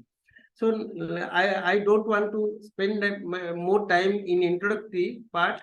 So miasm, there are three basic miasm. I am not telling the division of miasm. There are 5 type of miasms are there: acute, chronic, half acute, spiritual, accessories. So like this, but the miasm which emphasized by Hahnemann, that is 3: SORA, psychosis, and syphilis. So miasm are considered as disease producing power. So all the basic things about the miasm, all the delegates, those who are attending the seminar, they are aware of it. So you know, SORA is the beginner. So without SORA, the other miasm, they can't get entry. SORA is the creator. So what happens? The world is divided into 2 parts according to Stuart Close: world of thought and world of matter. So world of thought is the beginning, and world of matter is the condensed form of world of thought. So when the person becoming disease, what happens? Then the point in which the SORA, point on which the health is deviated, at that time, what happens? The disease producing power, it get entry, and when it overpower our vital force, then the disease starts. So what I want to discuss here, that first what happens, the changes occurs in mind, then there will be changes occurs in body. So without the changes of mind, without the changes in function, there cannot be possible the changes of physical body. So all the functional disturbances, the beginning starts from SORA. Again, Kent had told that the origin of SORA is something different. So it can be the mode of infection is something different. Like in Hahnemann, that the SORA, it spread from one person to another person by means of touch. But Kent told that when the evil thinking comes to the mind, then what happens there? The evil thinking, at that time, the SORA gets entry. Then the SORA completes its internal development. After completion of its internal development, the SORA appears outside in its primary symptoms like itching, eruption, etc. So when the primary symptoms of SORA will be suppressed by external application, then again the SORA go to its latent stage. When the circumstances favor, the SORA comes outside with its secondary manifestation. The secondary manifestation of SORA in form of different type of functional disorders. So when the SORA will be not treated properly by antisoric medicine, then what happens? The vital force which remains in active form during soric manifestation, then it will be surrender against the disease force. In soric condition, what happens there? Because of the activeness of the vital force, what happens? the signs and symptoms, they becomes more precise. You will get more uncommon peculiar symptoms, and it is very easy to select the medicine. And if you will not give antisoric medicine like sulfur, like calcium, like lycopodium, then what happens there? The vital force will surrender against the disease force. When the vital force will surrender against the disease force, what happens there? All the functions, all the vital phenomena, they become slow. When the vital phenomena, they become slow, then what happens there? There will be stagnation, there will be infiltration, there will be deposition, there will be overgrowth, etc. So all the type of infiltrative diseases and proliferative disorders, they are caused by the psychotic miasm. So at that time, by means of science, in the form of different signs and symptoms, the vital force beg the medicine of antipsychotic, like medorinum, like nitric acid, like thuja, etc. If you will not prescribe the antipsychotic medicine, what happens there? The vital force again surrender against the disease force. So what happens there? In psychotic phase, the vital force was passive. In soric phase, the vital force was active. Again, when you are not getting the antipsychotic medicine, then the role of vital force is to promote, is to control, is to preserve this material body. So without the resource, at the time, after psychotic phase, what happens there? The resource becomes less. But what happens there? Because of forceful motivation to preserve this material body, the vital force will be active. So when the vital force will be active, all the symptoms and signs, they will be look like Sora, but the miasm behind it is not Sora, because structural change has already been taken place after the soric manifestation. So here, structural change has not taken place, has already been taken place, and forceful motivation is there, resource is less, but signs, symptoms, as it looks like Sora, that's why tubercular miasm is called pseudo-Sora. And again, that tubercular miasm is called heightened Sora, because in tubercular phase, the signs, symptoms, though they are very similar, seems like Sora, but it is in exaggerated form. That's why it is called heightened Sora. But whatever signs and symptoms we will get at the time of tubercular miasm, they will not sustain for more time because of poor resource. And that time, the vital force beg what? The anti-tubercular medicine like phosphorus, like sulfur, like tuberculum, etc. If will not provide those anti-tubercular medicine, then what happens there? Again, the vital force surrender against the disease force. And when the vital force surrender, the phase of syphilis comes. And when the phase of syphilis comes, vital force remains passive. So every function, vital operation becomes slow and the destruction starts. So this is the different phases of miasm, phases of miasmatic state. So Sora can be compared with the creator because it starts, then the organization work is of psychosis. That's why it can be compared with Vishnu, and syphilis syphilis causes destruction. That's why it is compared like Maheshwara. Then we should correlate the miasm with the morphological relationship. So all the symptoms which are developed from ectoderm, that means the superficial part of the body, the outermost of the three germ layer, they are more susceptible to soric manifestation. Even in H.A. Robert philosophy, we are reading that Sora and Sora or deficiency, they are one and same. What he wants to justify, taking 50 medicines of Bonnie Hussein, that all the symptoms and signs which we found when there will be deficiency or want of food, that similar type of symptoms we are getting in antisoric manifestation. So because all the antisoric medicine, the source is from superficial part of the heart, and soric medicine, whatever we are preparing, there all the resource is from superficial part. So those organs which are developed from outermost germ layer, they are susceptible to suffer from soric manifestation. And the second one is those organs which are developed from endoderm, like all the viscera, they are susceptible towards psychotic manifestation.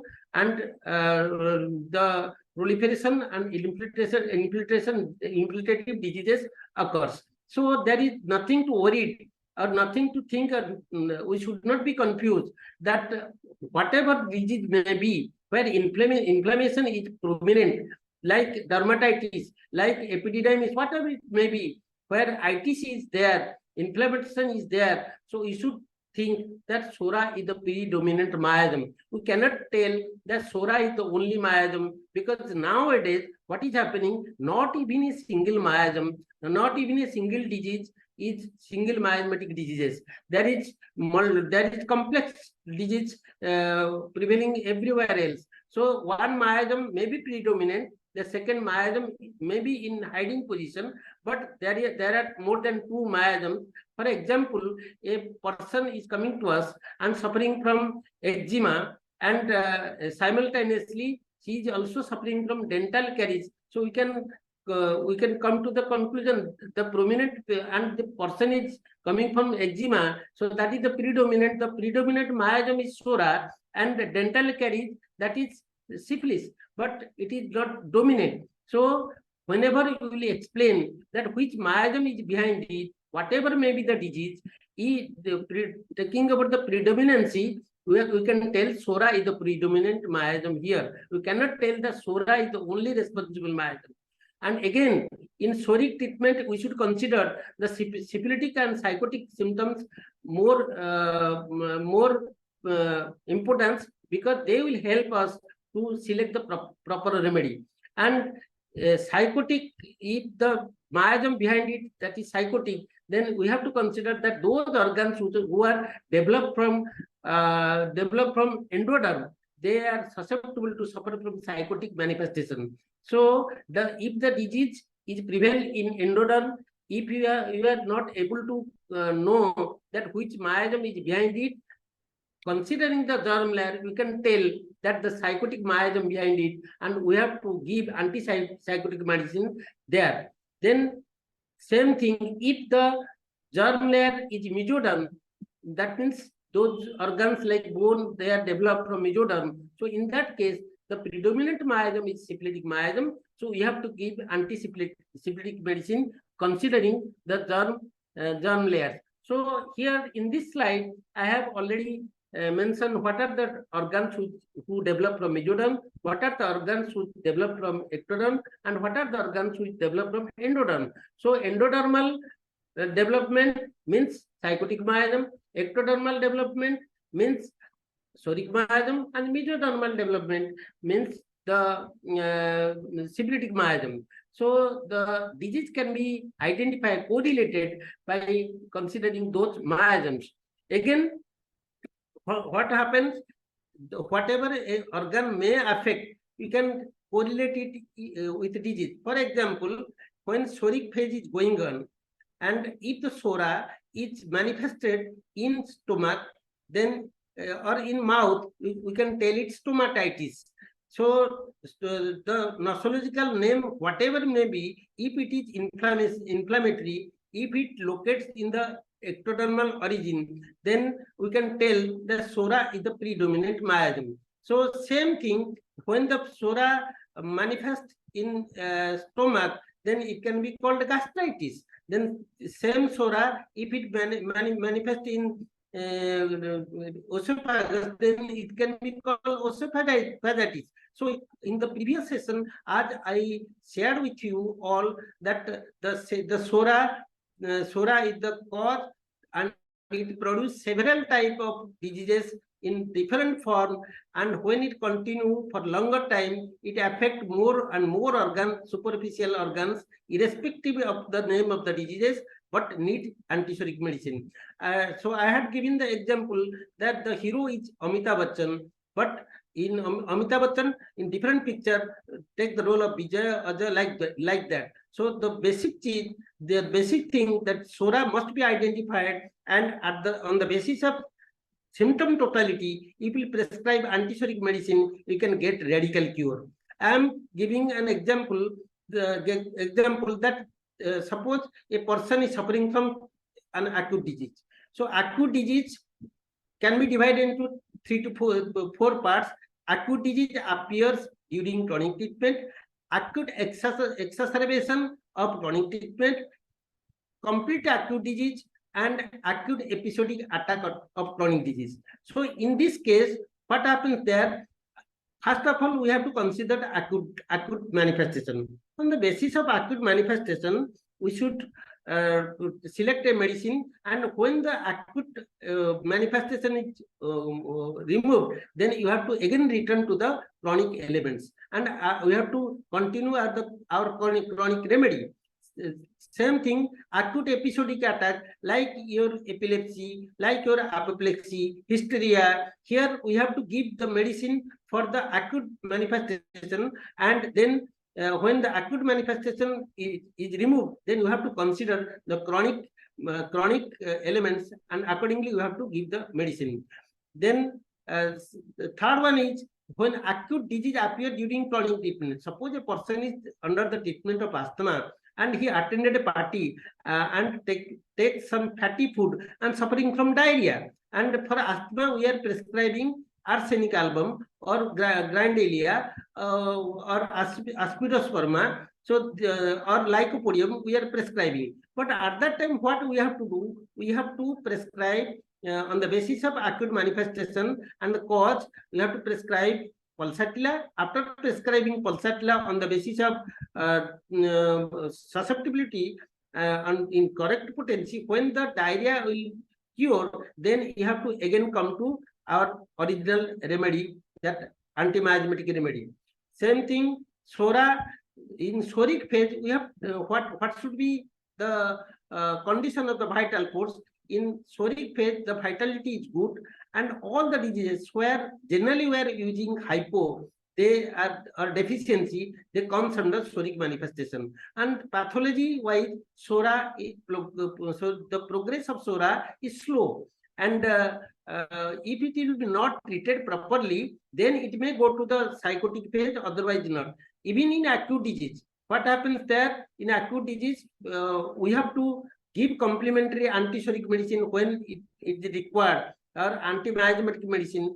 So, for example, if a child is suffering from fever, when he used to cut the hair. So, after hair cutting, if the child is suffering from fever, then we have to give belladonna, as we are seeing in Alec's keynote, on the basis of the cause, on the basis of the symptoms. But if it recurs again and again, you have to think about complementary. So the complementary of belladonna, that is calciriacar. So we have to prescribe calciriacar to prevent recurrence. So calciriacar is a deep acting antisoric remedy. So if you have no idea about the complementary medicine, if you have no, you will not prescribe the anti-miasmatic medicine, then what will happen? The disease recurs again and again. We cannot able to get the radical cure, which is our mission.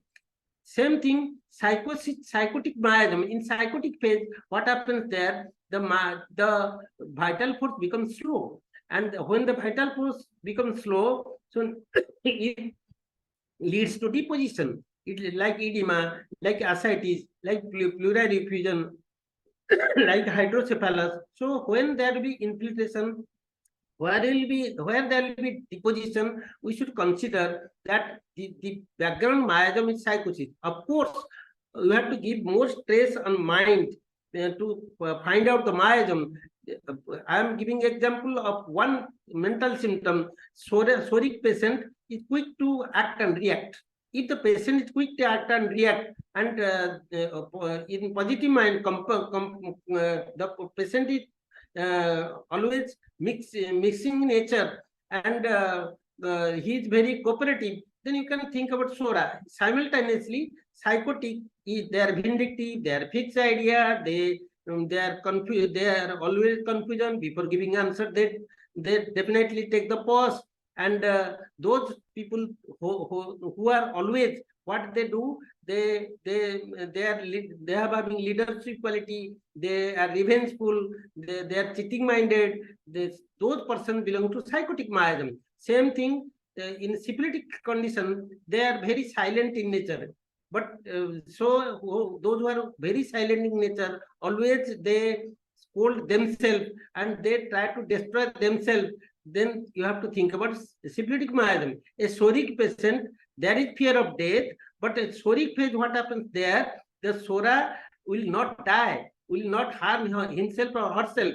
So to achieve his goal, he may show that I am going to be die. But a psychotic phase, in psychotic patient, the mental symptom, we have to study that psychotic patient definitely before going to die, he will want that first I have to kill, then I may die. So this type of revenge-minded people are belong to psychosis. So you have to emphasize on mental symptom whenever we are selecting miasm and whenever we are comparing the miasm with the pathology.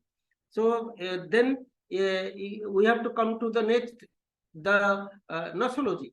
So nosology, I have already told that in case of psora, the all inflammatory diseases where ITC is used, they belong to psora. Then second thing is psychosis, where infiltration and proliferation occurs, like a tumor, like fibroid, like callosities, like benign growth, like exostosis. So all where you will get the growth, the deposition, the infiltration, because of the slowness of the vital function, because of the passiveness of the vital force, we have to think about the psychotic miasmatic medicine, anti-miasmatic medicine, whatever may be the name of the disease that may be.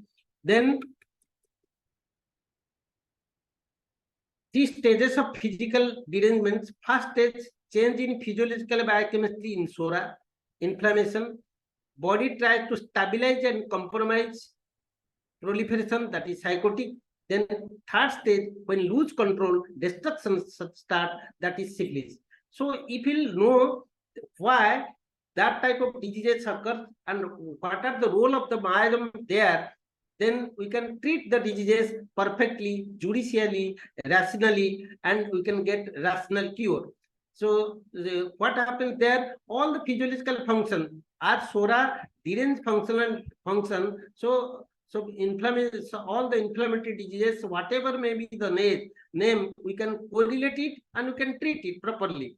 And likewise, in psychotic miasm, when psychotic miasm is in background, then we have to think that it causes stabilization, organization, like your BIBHU. So you have to think the antipsychotic medicine there, irrespective of the name of the diseases. So the diseases may be fibroid, the diseases may be callosity, the diseases may be vegetation, the diseases may be gout, the diseases may be rheumatism, whatever it may be, where there is deposition, where there is infiltration, without thinking more about the pathology, without considering more about the diseases, then we have to select a medicine which belongs to antipsychotic.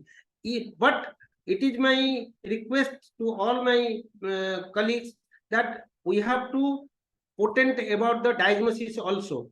If you are not able to diagnose the diseases properly, then you cannot differentiate between common symptom and uncommon symptom. And we require the uncommon symptom, peculiar symptom, as described by Hahnemann in 153 aphorisms. So a person who has thorough knowledge in the diagnosis, thorough knowledge of practice of medicine, general knowledge of the diseases, he will be a good homeopathic physician because he can able to differentiate between common and uncommon symptoms. For example, polyuria, polydipsia, and polyphagia. These are the symptoms of diabetes mellitus. So if a person is suffering from diabetes mellitus, then he should not consider the common symptom, and these common symptoms should be discarded, and the uncommon symptoms should be taken for selection of the medicine. Same thing, if the person is well known about the diagnosis, then the management, he can do perfect management. For example, a person is suffering from hypertension. If he is suffering from hypertension and if we don't know, we may give our medicine simultaneously. We can manage with diet and regimen. We can restrict the salt. We can advise the patient not to take more stress. So simultaneously, we should have thorough knowledge. We should be potent in diagnosis, by which you can differentiate between common symptom and uncommon symptom. Uncommon symptom helps us to find out the perfect medicine, and it can help us to diagnose the miasm, also to find out the miasm. Again, in aphorism number 5, Dr. Hahnemann has written that every physician should well aware about accessory circumstances, because accessory circumstances like physical constitution, like your diet and regimen, like mode of living. So these things also helps us to find out the miasm. And when we will find out the miasm, so automatically we can give the antipsychotic medicine. Just in a brief, I am telling, if we correlate the constitution, diathesis, temperament, miasm, morphological relation, then mythological relation, then you can able to judge the miasm perfectly. I am taking the example of Gravogel's constitution. Von Gravogel has divided constitution into 3: carbonitrogenate, hydrogenate, and oxygenate. Those persons who belongs to carbonitrogenate constitution, they are more susceptible to suffer from soric miasmatic disease. So if a person is carbonitrogenate, then you can suspect that the miasm behind it is soric. Same thing, the temperament is irritable or nervous, or diathesis is nothing, that is the constitutional state. Temperament is nothing, that is inner constitution.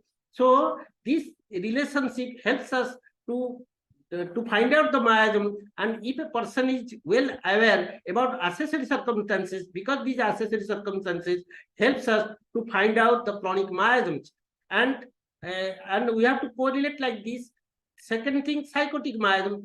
Psychotic miasm, the constitution is hydrogenate, the temperament is bilious temperament, and what I'm telling, the diathesis, that is lithic acid, uric acid diathesis, where deposition occurs. Likewise, you consider the syphilitic miasm. If you consider the syphilitic miasm, then Gravogel constitution, oxygenate constitution, miasm is syphilis, then temperament is melancholic temperament, diathesis, dyscratic diathesis.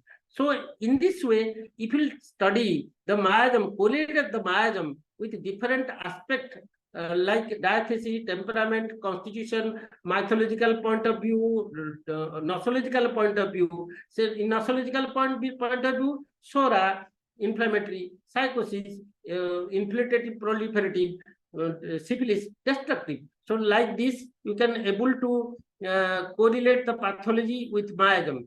Then if you consider our defense mechanism, and our defense mechanism, if you know, then it helps us to find out the miasm, and you can give the anti-miasmatic medicine. SORA corresponds to physiological defense. Psychosis corresponds to constructive defense.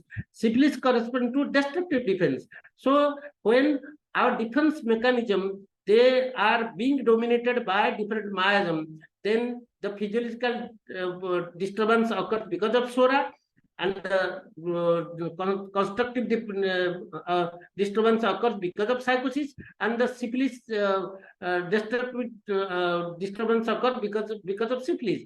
So whatever may be the disease is named by the stalwarts, by the pathologist, considering the investigation, considering the signs and symptoms, but what we are considering all the imaging, all the investigation report are objective symptoms, and whatever symptom expressed by the patient, that is subjective symptom. So we are taking the subjective symptom, objective symptom, and we treat accordingly. So irrespective of the name of the disease. That's why before, when in 5th edition of Organon, Hahnemann classifies disease, at that time Hahnemann already told that we should not bother about the disease, we should not waste the time about the disease. We have to consider the person as a whole, and considering the person as a whole, we have to treat the case. So our aim and objective is to consider the person as a whole, treat the patient, not the disease, but we have having thorough knowledge about the disease by which we can able to correlate the miasmatic aspect with the disease, and we can explain our colleagues or explain the patient, because nowadays the scientific mind of every patient, they want to know that they don't know that what is miasm, they don't know what is sora, but we have to explain according to our concept that this is like that, and we are going to treat like that. That's why we have to, you don't worry, and the disease will be rooted out if the basic cause, the fundamental cause, the prima causa morbi will be removed from its root. So these are, I am giving some examples of different miasmatic diseases. So I am not going through details because we are having lack of time. Within 1 hour, it is not possible to correlate all the deformity, all the diseases, all the pathology. So pathology is nothing that is altered physiology. So altered physiology, it starts from sora, then it comes to psychotic, then it comes to tubercular, then it comes to syphilis. So if the proper treatment is done in tubercular phase, that is up to tubercular phase, the condition can be reversed. So reversible condition occurs up to tubercular phase, and syphilitic phase, irreversible change starts. So if you diagnose the disease, if you find out the miasm in tubercular phase, then you can give tubercular anti-tubercular medicine. So at least we should know, whatever may be the disease, that if the disease is recurring again and again, if there is a cosmopolitan mentality, if there is poor resource, but the signs and symptoms very precise, though there is structural change, so you have to give anti-tubercular medicine. If a person is suffering from cold and coryza again and again, and we are prescribing the medicine, but the disease is recurring again and again, we have to, whatever may be the investigation, that may be case of rhinitis, that may be allergy, whatever it may be, or if it is belongs to hemorrhage, then you have to think about anti-tubercular medicine. We have to prescribe anti-tubercular medicine to get a radical cure. Same thing if the disease.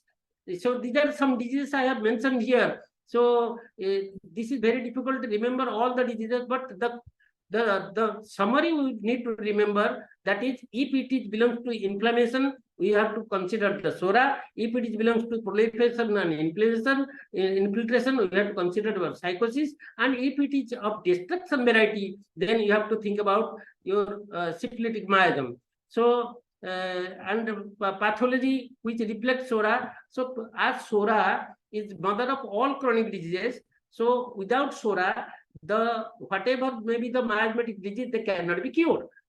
For example, a person who is coming to you who is suffering from night bone pain, and apart from that, when the patient will come to you with night bone pain, you have to consider that the miasm, predominant miasm behind it, that is syphilis. So you have to give anti-syphilitic medicine on the basis of totality of the symptoms. And after administration of the anti-syphilitic medicine, definitely the sora which remains behind, because of it is the mother of all chronic miasm, then you have to give antisoric medicine, then only the radical cure takes place. Without the antisoric medicine, neither the acute disease nor the chronic disease, it cannot be cured from its origin. So when we treat, we should consider that sora is there. If the reverse is there, if the disease is syphilitico-soric, then first we have to give anti-soric medicine.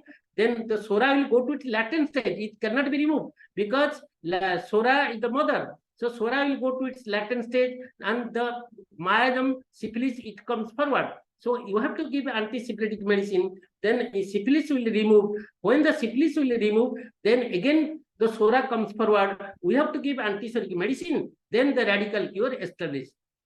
In the same manner, the disease, whatever may be the diagnosis, diagnosed by the allopathic, the conventional medicine, always we have to go the backside. As I have written here, that here, if the condition is allergic manifestation, asthmatic bronchitis, where here inflammation is there, then you have to think and you have to go through. Yes, of course, we have to go through the investigation. If you will not go investigation, then you cannot able to know the state of the diseases.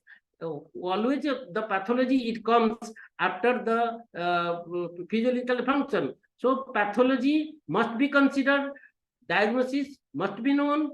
Diagnosis helps us to differentiate between common and uncommon symptoms. Diagnosis helps us for prognosis. Diagnosis helps us to management. So diagnostic knowledge is essential, but they are not the sole. We have to consider our principle, and according to our principle, all the cure, all the diseases nowadays, the behind the disease, that is miasm. Of course, some diseases where the miasm is not there in classification, it has been discussed, where like your artificial chronic disease. So artificial chronic disease is non-miasmatic disease. So we have having no role there, but we can manage it, because prolonged use of heroic medicine, prolonged use of allopathic medicine for a long period, then the person is suffering from that diseases that is considered as your artificial chronic disease. Here there is no role of any miasm. We have to, here the vital force itself can eradicate it if the vital force is strong enough. If the vital force is weak, we can't help. It is Allah's Hahnemann has written. So in that case, you have to stop the medicine. You have to give placebo to please the patient. Then when we stop the medicine, automatically the medicinal power will be removed. The vital force will be strengthened, and it will remove. And second thing, another anti-miasmatic medicine and non-miasmatic diseases, that is pseudochronic diseases. So pseudochronic diseases are false chronic diseases. So false chronic diseases that occurs because of avoidable noxious agent.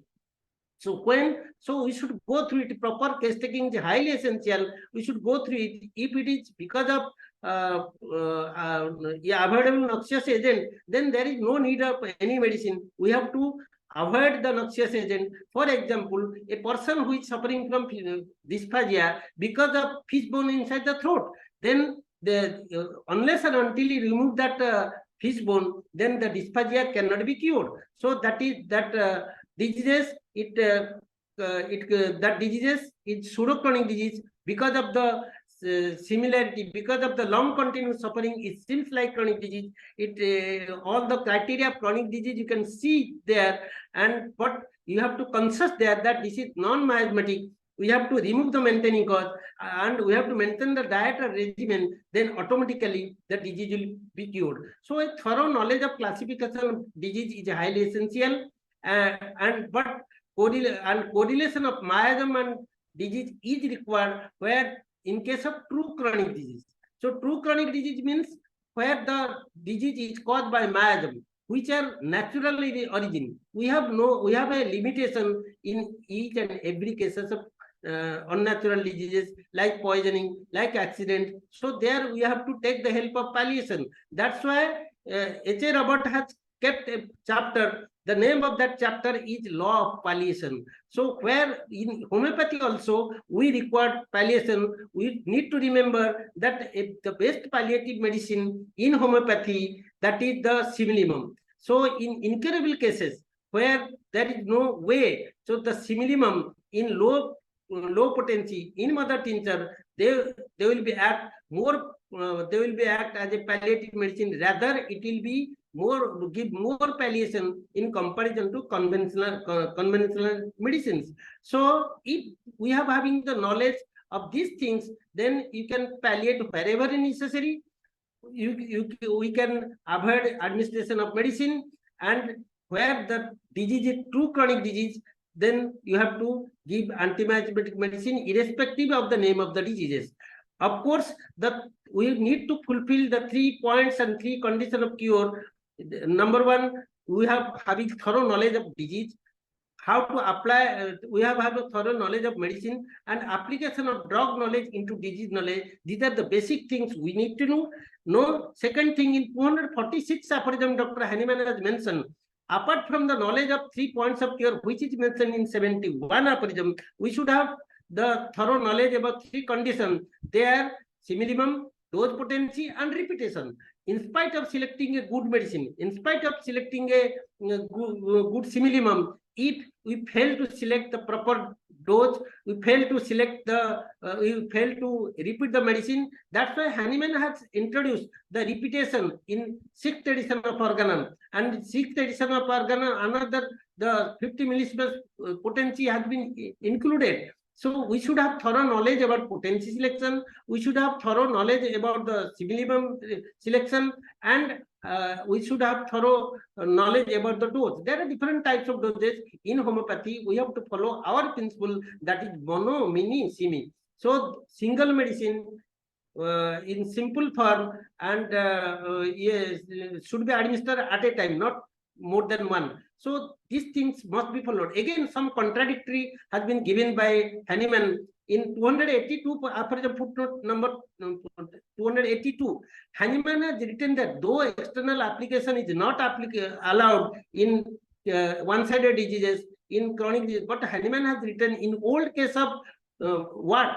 So where the wart is of longer period, then you can apply to the mother tincture with your internal medicine. So the contradiction we should know in potency selection, the contradiction we should know in our medicine repetition. For example, in potency selection, it has been written that medicine must be selected according to susceptibility. More the susceptibility, higher the potency, less the susceptibility, lower the potency. So in that case, we have to consider that it is not applicable everywhere else. In growing period, for example, a girl of puberty and a lady of 30 years. So the lady of 30 years may have less susceptibility. The girl of, during puberty, she is more sensitive and require more potency, higher potency. Because age is inversely proportional to the potency. That means higher the age, lower potency, but it is not applicable everywhere else. Though the age of puberty of a girl is 12 and a girl of 6 years may require low potency, and that puberty girl requires higher potency, because it is the contradiction. So we should know the contradiction also, and even in certain diseases, for example, where psychotic medicine as syphilitic medicine or soric medicine is required, we know that the base is psychosis, the base is soric, and the base is syphilis. So in those cases, again, we have to consider that the only way anti-miasmatic medicine is always not required. Apart from that, we have to take the help of other therapeutic method that has been written by Hahnemann in last aphorisms, 289 to 291. So somewhere we have to take the help of bath, somewhere we have to take the help of magnetism, mesmerizing, electricity, galvanism. So our main aim had been written in aphorism number 1. The physician's high and only mission is to restore the sick to health, to cure as it is termed. So our aim and objective is to restore the sick. And in 9th aphorism, Dr. Hahnemann has again defined the health. So as it is defined in health, in the healthy condition of the man, the spiritual vital force, the dynamics that animate the material body, rules with unbounded sway. So whatever the vital force is doing, that is in healthy condition, we should understand. Again, in 3rd aphorism, Dr. Hahnemann has mentioned, we have to perceive what is to be cured in the disease. So in disease, as a learned person, we have to perceive. So we have to know that whether we have to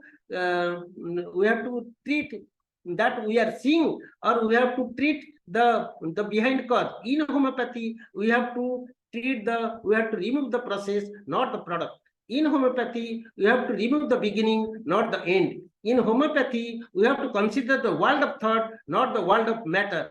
So these things, in homeopathy, we need to remove the cause, not the effect. So we have to stick to the principle. We have to consider the miasm as the main obstacle in each and every chronic diseases. We have to correlate the pathology with miasm to, number one, to satisfy our patient, number one, to compete with our colleagues, those who are practicing other system, and we have to again we have to clear them that our potency. What nowadays what they are telling, that the potency, in the potency there is no material quantity. Of course, we have having no material quantity, we should have justification that up to 12C and 24X the molecules are present inside our medicine, and what happens there, because of potentization, what happens there is dissociation of molecules, conversion of energy. That's why our medicinal power increases one after another potency. After 12C and 24X, following the Avogadro's principle, then there is no molecular, there is no existence. So in that case, our homeopathic medicine, they act following the water memory mechanism. Inside the water, there is a nanomolecule, that is Arizona, and the Arizona has the capacity to retain the memory, and because of that, after 12C or 24X, our medicine, it acts by means of water memory mechanism. So this concept we have to clear. And anti-miasmatic medicine, why they are called anti-miasmatic medicine? Because during drug proving, that when we prove that medicine sulfur, then the psoric symptoms we are getting more. So yes, there is no any single medicine where only sulfur is given for psora. No, every medicine can be given in any miasmatic condition, but as psora has more symptoms, more predominant symptoms, so anti-psoric medicine is so the king of anti-psoric is called sulfur. Though there are more syphilitic symptom in mercurius, that's why the Marxal is called the king of antisyphilitic. Likewise, Thuja is called the antipsychotic. But we should remember that Thuja, sulfur, or mercurius, they can be also administered not only in psora, syphilis, psychosis. Wherever the totality will be covered, we can administer sulfur, we can administer Marxal, we can administer the Thuja occidentalis. Again, if you know the disease and correlate the miasm, then another benefit which you will get, for I am giving an example. A person who is suffering from diabetes insipidus. So diabetes insipidus occurs because of ADH deficiency, antidiuretic hormone. What happens there, in distal convoluted tubules, the water is absorbed. So if there will be ADH deficiency, then the person is suffering from diabetes insipidus. So and there is a symptom in mercurius that the patient passes more urine than intake. So if you consider this symptom as the uncommon peculiar symptom and treat the case by mercurius, will be fail, because it is a common symptom of diabetes insipidus. Same thing in psorinum. What we are getting in psorinum, we are seeing that the asthma is ameliorated by lying down. Asthma is ameliorated by lying down. So before thinking about this, you have to think about the pathology. So this position occurs when the person is suffering from anemia. If there will be iron deficiency of iron, then automatically the oxygen carriage capacity of the blood decreases and the person becomes exhausted, and in that case the person will get relief by lying down. So if you will not consider these things and you will prescribe psorinum, considering the uncommon peculiar symptoms of psorinum, then you will be failed. So this is the basic difference between quack and educated homeopath. So we should know that how we can correlate the miasm with the disease.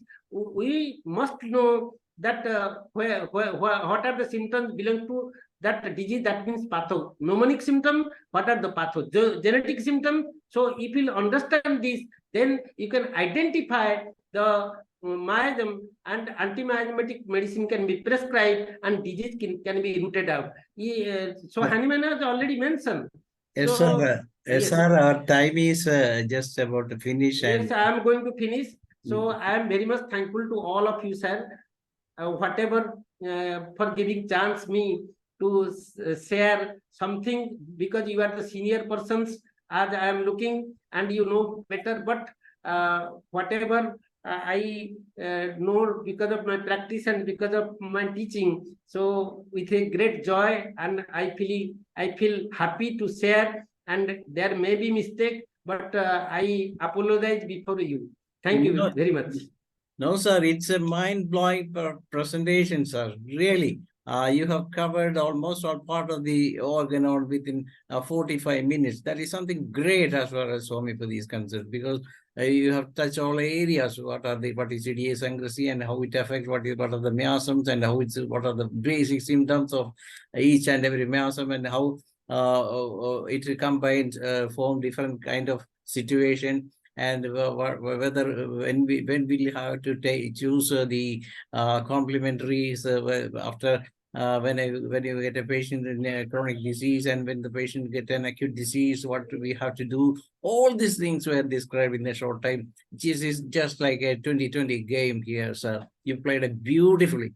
And congrats, sir, once again. And we have some people waiting for you to have a discussion. And I invite Dr. Hariharan, sir, to say a few words on that.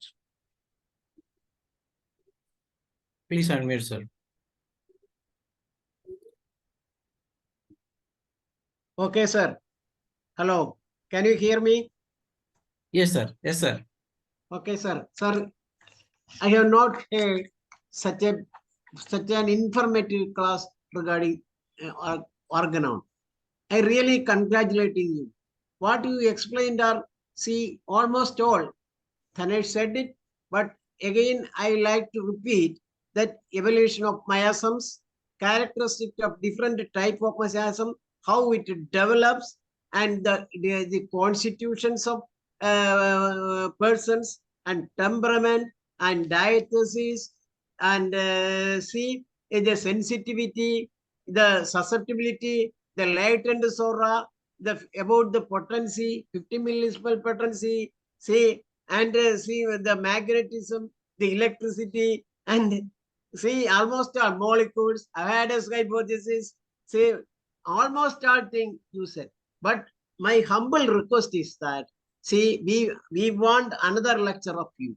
See, what is that is, see, please differentiate the miasms and that miasmatic diseases.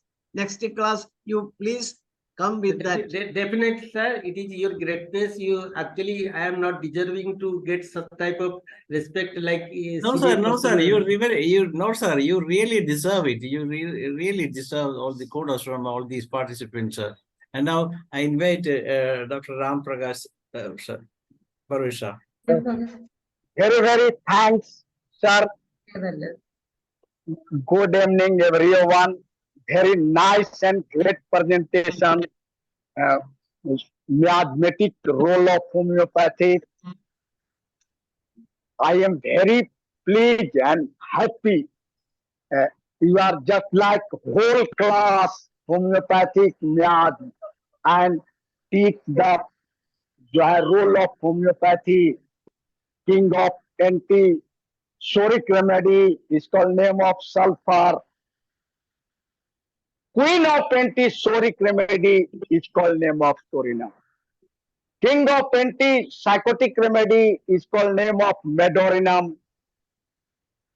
Queen of anti-psychotic remedy is called name of Jathuja. So our king of anti-syphilitic remedy is called name of Marksol, and queen of anti-syphilitic remedy is called name of Syphilnum. Yani whole role DM to block level. Very nice presentation, great presentation. According to law of homeopathic philosophy and organon. Very, very thanks, sir. Kindly share mobile number, sir. Very, very thanks. Definitely, sir. Definitely, sir. I want to know about you people also.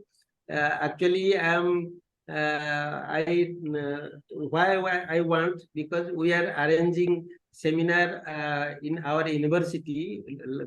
Yeah, what I'm telling, live seminars and conference. So I want such type of people to get together here in our university to enlighten our students as well as the fraternity, by which they will be encouraged. I am very much thankful to Sahani sir. In such a age, he's taking such a pain and a great. Actually, I don't want to praise in front of him, but the total fraternity is grateful to him, because in this age he is doing such a good things which we are not doing. So, sir, I pray before God for your healthy life and long life, sir. Definitely, sir. Definitely. Now, as the time is running out, I am just inviting Dr. Masrina from Malaysia to say vote of thanks to this session. As there is a shortage of time, I have to cut down Dr. Narayana's presentation. Yeah, thank you, Dr. Dinesh. I find the sharing by Dr. BIBHU very interesting. As you know, MIASM is very important for us to understand, so that we are able to treat chronic diseases. So I look forward to having more sessions on this topic from Dr. BIBHU. Thank you very much. On behalf of Ifph, I would like to extend my sincere appreciation so that we can listen more to you in the future. Thank you once again. Thank you, Masrina. Thank you, sir. Tomorrow we will have a session from Dr. B.D. Jetty, B.D. Patel, Dr. B.D. Patel, who is presenting about a homeopathic aspect of constipation and diarrhea in a different way. With that, we come to the end of the English international session today. Thank you, BIBHU, sir, once again for your. Thank you very much, sir. Thank you, sir. Thank you, sir. Thank you. Thank you all. And now it is over to Dr. Shaila to continue the Malayalam session. Thank you, Dr. Dhanesh. എല്ലാവർക്കും നമസ്കാരം. മലയാളം സെക്ഷന്റെ സമയമാണ്. ഇന്ന് IFPHന്റെ 1158 ദിവസമാണ്. ഇന്നത്തെ ഈ മലയാളം സെക്ഷനിൽ doctor PKK നമ്പൂതിരിയോടൊപ്പം അദ്ദേഹത്തിന്റെ ചികിത്സാനുഭവങ്ങൾ പങ്കുവയ്ക്കുന്ന വേളയാണ്. ഈ PKK നമ്പൂതിരി സാറിന്റെ ക്ലാസ്സിനോടൊപ്പം ഈ ക്ലാസ്സിലേക്കായി ഇന്ന് ഈ പ്ലാറ്റ്ഫോമിൽ എത്തിയിട്ടുള്ള എല്ലാ ബഹുമാന്യരായ ഡോക്ടേഴ്സിനെയും ഹോമിയോപ്പതി സ്നേഹികളെയും സ്റ്റുഡൻസിനെയും എല്ലാവരെയും ഞാൻ സന്തോഷപൂർവ്വം സ്വാഗതം ചെയ്യുന്നു. ക്ലാസ് തുടങ്ങുന്നതിന് മുമ്പായി ഒരു നിമിഷം ഈശ്വര പ്രാർത്ഥന.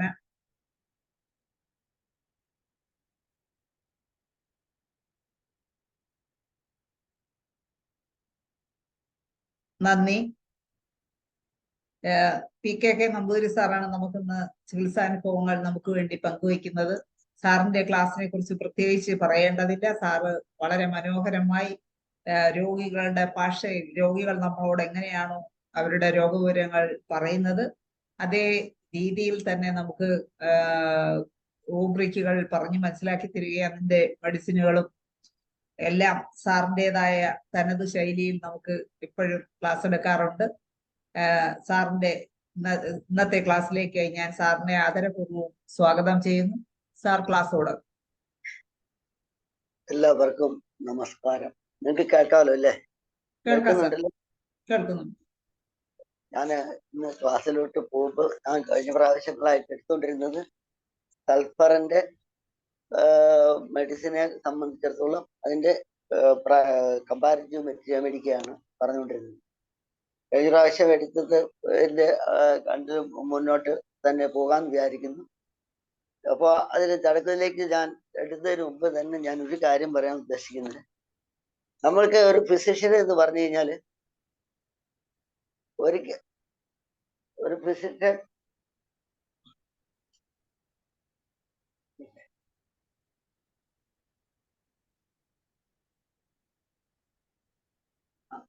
ഒരു ഫിസിഷ്യൻ എന്ന് പറയുമ്പോൾ ശരിക്കും പറഞ്ഞാല് നമ്മളൊരു എറുമ്പ് ഞാനിത് ഒരുപക്ഷെ ഒരു ക്ലാസ്സിനകത്ത് നേരത്തെ പറഞ്ഞിട്ടുണ്ടാവാം, ഉറുമ്പിനെ പോലെ ആവരുത് ഒരു ഫിസിഷ്യൻ ഇരിക്കുന്നത്. ഉറുമ്പെന്ന് പറഞ്ഞു കഴിഞ്ഞാൽ നമുക്ക് ആഹാര സാധനം ഇരിക്കുന്നു, നേരെ ഡയറക്റ്റ് ആയിട്ട് അങ്ങോട്ട് പോയിട്ട് എടുത്തുകൊണ്ട് വരിക.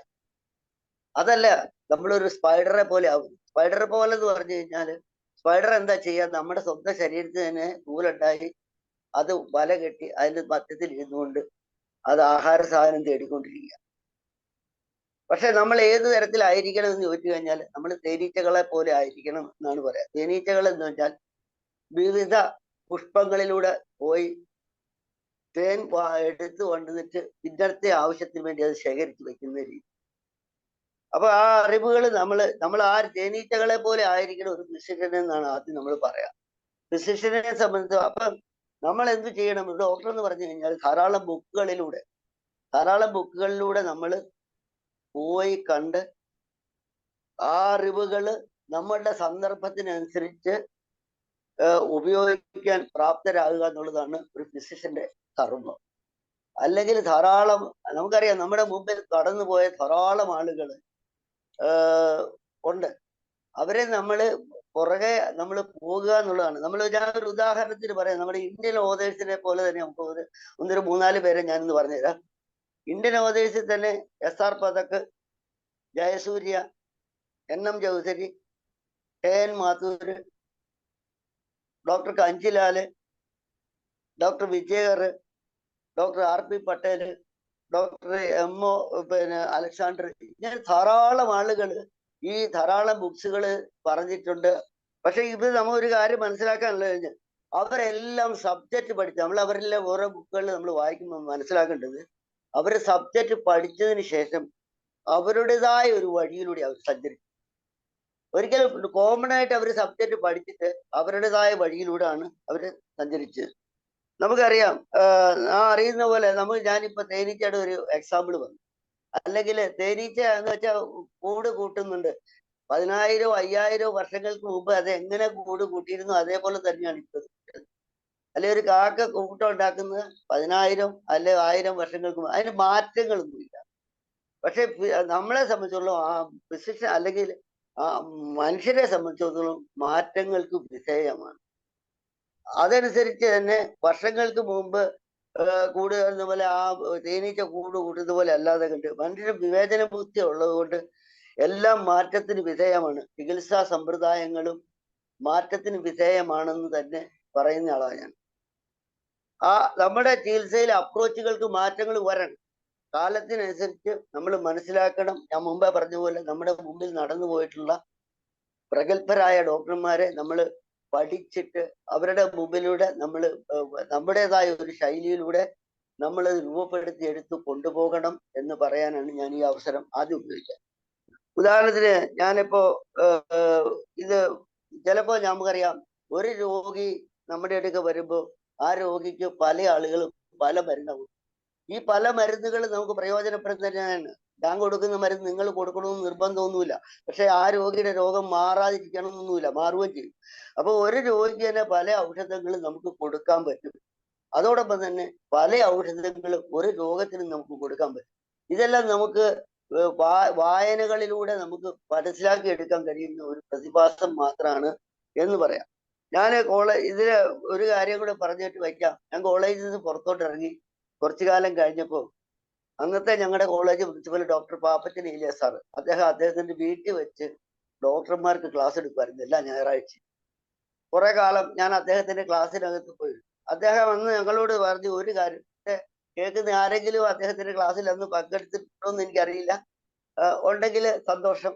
ഏതായാലും അദ്ദേഹം ഒരു കാര്യം പറഞ്ഞത് എന്താണെന്ന് ചോദിച്ചാല്, നമ്മൾ ധാരാളമായിട്ട് വായിച്ചു കഴിച്ചു കഴിഞ്ഞാൽ നമുക്ക് ഈ മുമ്പേ പറഞ്ഞ പോലെ ഒരു പേഷ്യന്റ് നമ്മുടെ മുമ്പിൽ വരുമ്പോൾ ഇൻഡ്യൂഷൻസ് എന്ന് പറഞ്ഞാൽ നമുക്കറിയാലോ, ഉൾക്കാഴ്ച അല്ലെ ഭൂതോദയെന്നോ അകക്കണ്ണെന്നോ ഒക്കെ നമുക്ക് പറയാം. ഇൻഡ്യൂഷനായിട്ട് നമുക്ക് ഔഷധങ്ങൾ നമ്മുടെ മനസ്സിലോട്ട് വരും. അതുകൊണ്ട് നിങ്ങൾ റീഡിങ് ഹാബിറ്റ് നന്നായിട്ട് ഉണ്ടാക്കണം എന്ന് പാപ്പച്ചൻ ഇലിയ സാർ അദ്ദേഹം പറഞ്ഞു. അദ്ദേഹത്തിന്റെ വളരെ ക്ലാസ്സുകൾ ഞാൻ കേട്ടിട്ടുണ്ട്. അതിൽ കൂടെ അപ്പൊ ആ ഒരു ഇതുകൂടെ വച്ചോണ്ട് ഞാൻ പറയാണ്, ഞാനിപ്പോ പറഞ്ഞു, ഇപ്പൊ മുമ്പേ പറഞ്ഞു നമ്പൂരി സാറ് പറഞ്ഞു എന്ന് പറഞ്ഞുകൊണ്ട് മാത്രമായില്ല, നമ്മളുടേതായ വായിക്കുകയും കേൾക്കുകയും ഇതുപോലെയുള്ള ക്ലാസ്സുകൾ കേൾക്കുകയും ചെയ്തതിനു ശേഷം നമ്മുടേതായ ഒരു പാത തെരഞ്ഞെടുത്ത് അതിലൂടെ പോകാൻ നമ്മൾ ശ്രമിക്കുക എന്നുള്ളതാണ് എല്ലാ ഫിസിഷ്യന്റെയും പ്രധാന കാര്യം. അല്ലാതെ ഞാൻ പറഞ്ഞു എന്ന് പറഞ്ഞിട്ട് അത് പറഞ്ഞുകൊണ്ടിരുന്നിട്ട് കാര്യമില്ല. നമ്മൾ അങ്ങനെ പോകണം. അങ്ങനെ അന്ധമായിട്ട് ഒരു അനുകരണ രീതിയിലേക്ക് നമ്മൾ പോവരുത് എന്ന് പറഞ്ഞുകൊണ്ട് ഞാൻ എൻ്റെ ക്ലാസ്സിലോട്ട് തന്നെ വരികയാണ്.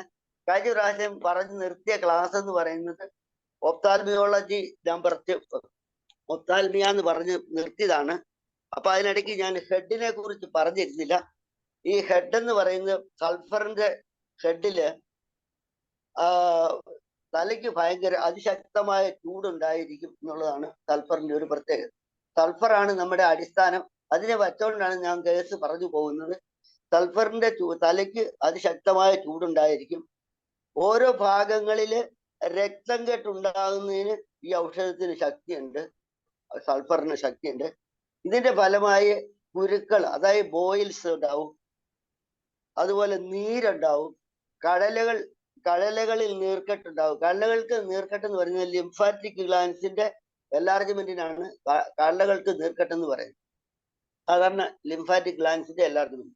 ഈ ലിംഫാറ്റിക് ഗ്ലാൻസിന്റെ എൻലാർജ്മെന്റ് ഞാൻ പറയട്ടെ, ഏറ്റവും നല്ല മെഡിസിൻ ബാഡിയാഗ മെർസോളാണ്.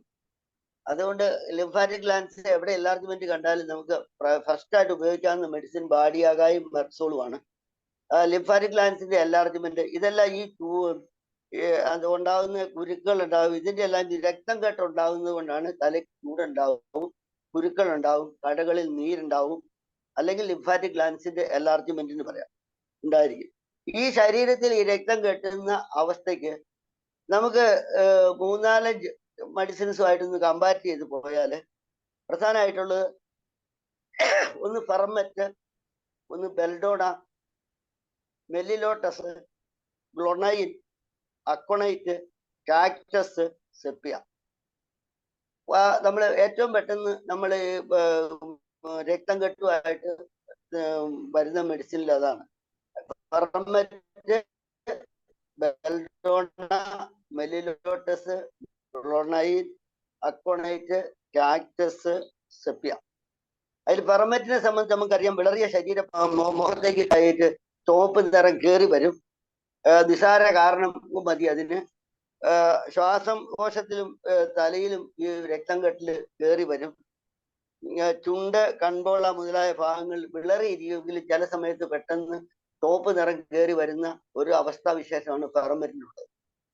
ബെൽഡോണയിലേക്ക് നമ്മൾ പോയി കഴിയുമ്പോൾ രക്തം തലയിലേക്ക് തള്ളിക്കയറുന്നതിനാലും ശക്തിയായി അതിന്റെ പൾസ് വളരെ ശക്തിയായിട്ട്, വളരെ സ്ട്രോങ് ആയിട്ട് പൾസ് അടിച്ചുകൊണ്ടിരിക്കും ബെൽഡോണയ്ക്ക്. പിന്നെ കണ്ണും മുഖവും ചുവന്നിരിക്കുക, ശ്വാസകോശം, യൂട്രസ് മുതലായ ഭാഗങ്ങൾക്ക് കൺജഷൻ ഉണ്ടാവുക. ഇങ്ങനെയുള്ള കണ്ടീഷൻസ് വരുമ്പോഴാണ് നമ്മൾ ബെൽഡോണയിലേക്ക് നമ്മൾ കയറി ശ്രദ്ധിക്കപ്പെടുക. ഈ മെല്ലിലോട്ടസിലേക്ക് നമ്മൾ പോവുകയാണെങ്കിൽ മെല്ലിലോട്ടസ് തലയിലേക്ക് രക്തം കെട്ടുന്നതിന് ബെൽഡോണ പോലെ തന്നെ ഉപയോഗിക്കപ്പെടുന്ന ഒരു മരുന്നാണ് മെല്ലിലോട്ടസ്.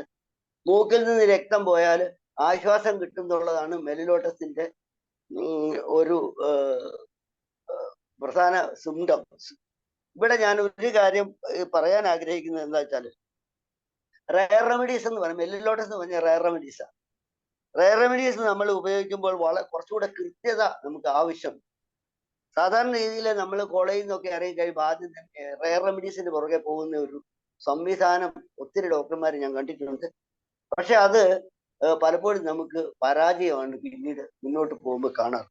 കാരണം റയർ റെമഡീസ് ആക്ട് ചെയ്യുന്നത് തുടക്കക്കാർ പലപ്പോഴും അതിന്റെ പുറകെ പോയാലും അതിന്റെ പിന്നാലെ പോയി വളരെ ബുദ്ധിമുട്ടാണ് നമുക്ക് അനുഭവപ്പെടുക. കാരണം പ്രത്യേക ഇൻഡിക്കേഷൻസിൽ മാത്രമേ ഇത് ആക്ട് ചെയ്യൂ. ഉദാഹരണത്തിന് ഞാൻ പറയാം, മെല്ലിലോട്ടസ് മൂക്കിൽ നിന്ന് രക്തം പോയാൽ ആശ്വാസം, തലവേദന എന്നൊക്കെ നമ്മൾ പറയുമ്പോഴും സർക്കുലേറ്ററി പ്രോബ്ലം പ്ലസ് ടോപ്പിക് ഹെഡേക്കിന് മാത്രമാണ് മെല്ലിലോട്ടസ് ആക്ട് ചെയ്യുന്നത്. അപ്പൊ ആ ഒരു കോൺസ്ട്രക്റ്റ് മാത്രം നമ്മൾ പിടിച്ചു നിൽക്കുമ്പോൾ നമുക്ക്, അതായത് പോളിക്രിഷൻ റെമഡീസ് ആണെങ്കിൽ നമുക്ക് ഇഷ്ടംപോലെ സംവിധാനങ്ങളുണ്ട്. അപ്പൊ നമ്മൾ ആ ഒരു കാര്യം കൊണ്ട് നമ്മൾ ശ്രദ്ധിക്കണം. റയർ റെമഡീസിന് പുറകെ അന്ധമായി നമ്മൾ പോകരുത് എന്ന് തന്നെയാണ് എൻ്റെ ഒരു കൺസെപ്റ്റ്. പിന്നെ ഗ്ലോണൈലിനെ സംബന്ധിച്ച് നമ്മൾ പറയുമ്പോൾ, ഗ്ലോണൈലിന് തലയിൽ രക്തം കെട്ടുന്നതിന് വിങ്ങുന്ന പോലെയുള്ള വേദന ഉണ്ടാവാം, തലയ്ക്ക് ചൂട് തട്ടുന്നാൽ രോഗം വർദ്ധിക്കുകയും ചെയ്യാം. പക്ഷെ അത് പൾസ് അടിക്കുന്ന പോലെയുള്ള വേദനയാണ് ശരിക്കും കഞ്ചഷൻ കൊണ്ട് ഗ്ലോണൈലിനുണ്ടാകും. സൺ റേസ് കൊണ്ട് അധികമാകുന്ന പൾസ് അടിക്കുന്ന പോലെയുള്ള വേദനയാണ് ശരിക്കും ഉണ്ടാവും. പിന്നെ അക്വണൈറ്റിലേക്ക് നമ്മൾ വരികയാണ്. അക്വണൈറ്റ് നമ്മൾ പറഞ്ഞ പോലെ, ഞാൻ മുമ്പ് പറഞ്ഞ പോലെ ബെൽഡോണ, മെലിലോട്ടസ്, ഗ്ലോണൈൻ ഒക്കെ തലയിലാണ് രക്തക്കെട്ടുണ്ടാകുന്നതെങ്കിൽ അക്വണൈറ്റിനെ സംബന്ധിച്ചിടത്തോളം ശ്വാസകോശത്തിലും ഹൃദയത്തിലും രക്തക്കെട്ടുണ്ടാകുമ്പോഴാണ് നമ്മൾ അക്വണൈറ്റിനെ കുറിച്ച്. ഇപ്പൊ രക്തം കെട്ടെന്ന് പറയുന്ന ഒരു കൺസെപ്റ്റില് ശ്വാസകോശത്തിലും ഹൃദയത്തിലും രക്തം കെട്ടാണ് നമ്മൾ ശ്രദ്ധിക്കുക വരുന്നത്, ശക്തപ്പെടുന്നത്. അക്വണൈറ്റിലേക്ക് നമുക്ക് പോകാൻ കഴിയും. പിന്നെ കാക്ടസിനെ സംബന്ധിച്ച് നമ്മൾ പറയുകയാണ്, കാക്ടസിനെ സംബന്ധിച്ചിടത്തോളം രക്തത്തിൽ ഹൃദയത്തിൽ രക്തം കെട്ടി ആ അവയവം അരിഞ്ഞു മുറിക്കുന്ന പോലെ ഒരു തോന്നലുണ്ടാകുന്ന അങ്ങനെയുള്ള അവസ്ഥ വരുമ്പോഴാണ് നമ്മൾ കാക്ടസ് ചിന്തിക്കുന്നത്. കഞ്ചഷനാണ് എല്ലായിടത്തും പറയുന്നെങ്കിലും ഹൃദയത്തില് കഞ്ചഷൻസ് കൂടുതലായിട്ട് വരിക, അവയവം മുറുക്കുന്ന പോലെയുള്ള തോന്നലും വരുമ്പോഴാണ് കാക്ടസിലേക്ക് നമ്മൾ ശ്രദ്ധിക്കപ്പെടുന്നത്. സെപ്യായെ സംബന്ധിച്ച് പറയുകയാണെങ്കിൽ സെപ്യായ്ക്ക് നമുക്കൊരു കാര്യം അറിയാം, ദീർഘകാലമായ രക്തം കെട്ടലിന് സെപ്യ സൾഫർ പോലെ തന്നെ ഉപയോഗിക്കാവുന്ന ഒരു ഔഷധമാണ്. ഉഷ്ണ ആവി താഴെ നിന്നും മുകളിലോട്ട് കയറുക എന്ന് പറയുന്നത് സൾഫർ പോലെ തന്നെ സെപ്യായ്ക്ക് ഉള്ള ഒരു ലക്ഷണമാണ്. പക്ഷേ ഇവിടെ നമ്മൾ ശ്രദ്ധിക്കേണ്ടത് സ്ത്രീകൾക്ക് യൂട്രസ് സംബന്ധമായ രോഗങ്ങളോട് അനുബന്ധമായിട്ട് ഉണ്ടാകുന്ന രോഗങ്ങൾക്കാണ് സെപ്യ നമ്മൾ ശ്രദ്ധിക്കേണ്ടത്. അപ്പൊ ശരിക്കും പറഞ്ഞാൽ ഒരു സിംറ്റം മാത്രം പറഞ്ഞിട്ട് കാര്യമില്ല, ചില കണ്ടീഷൻസിലും നമ്മൾ അങ്ങോട്ടും ഇങ്ങോട്ടും ഒക്കെ ശ്രദ്ധിക്കേണ്ടി വരും എന്ന് പറയാൻ വേണ്ടിയാണ് ഞാൻ പറഞ്ഞത്.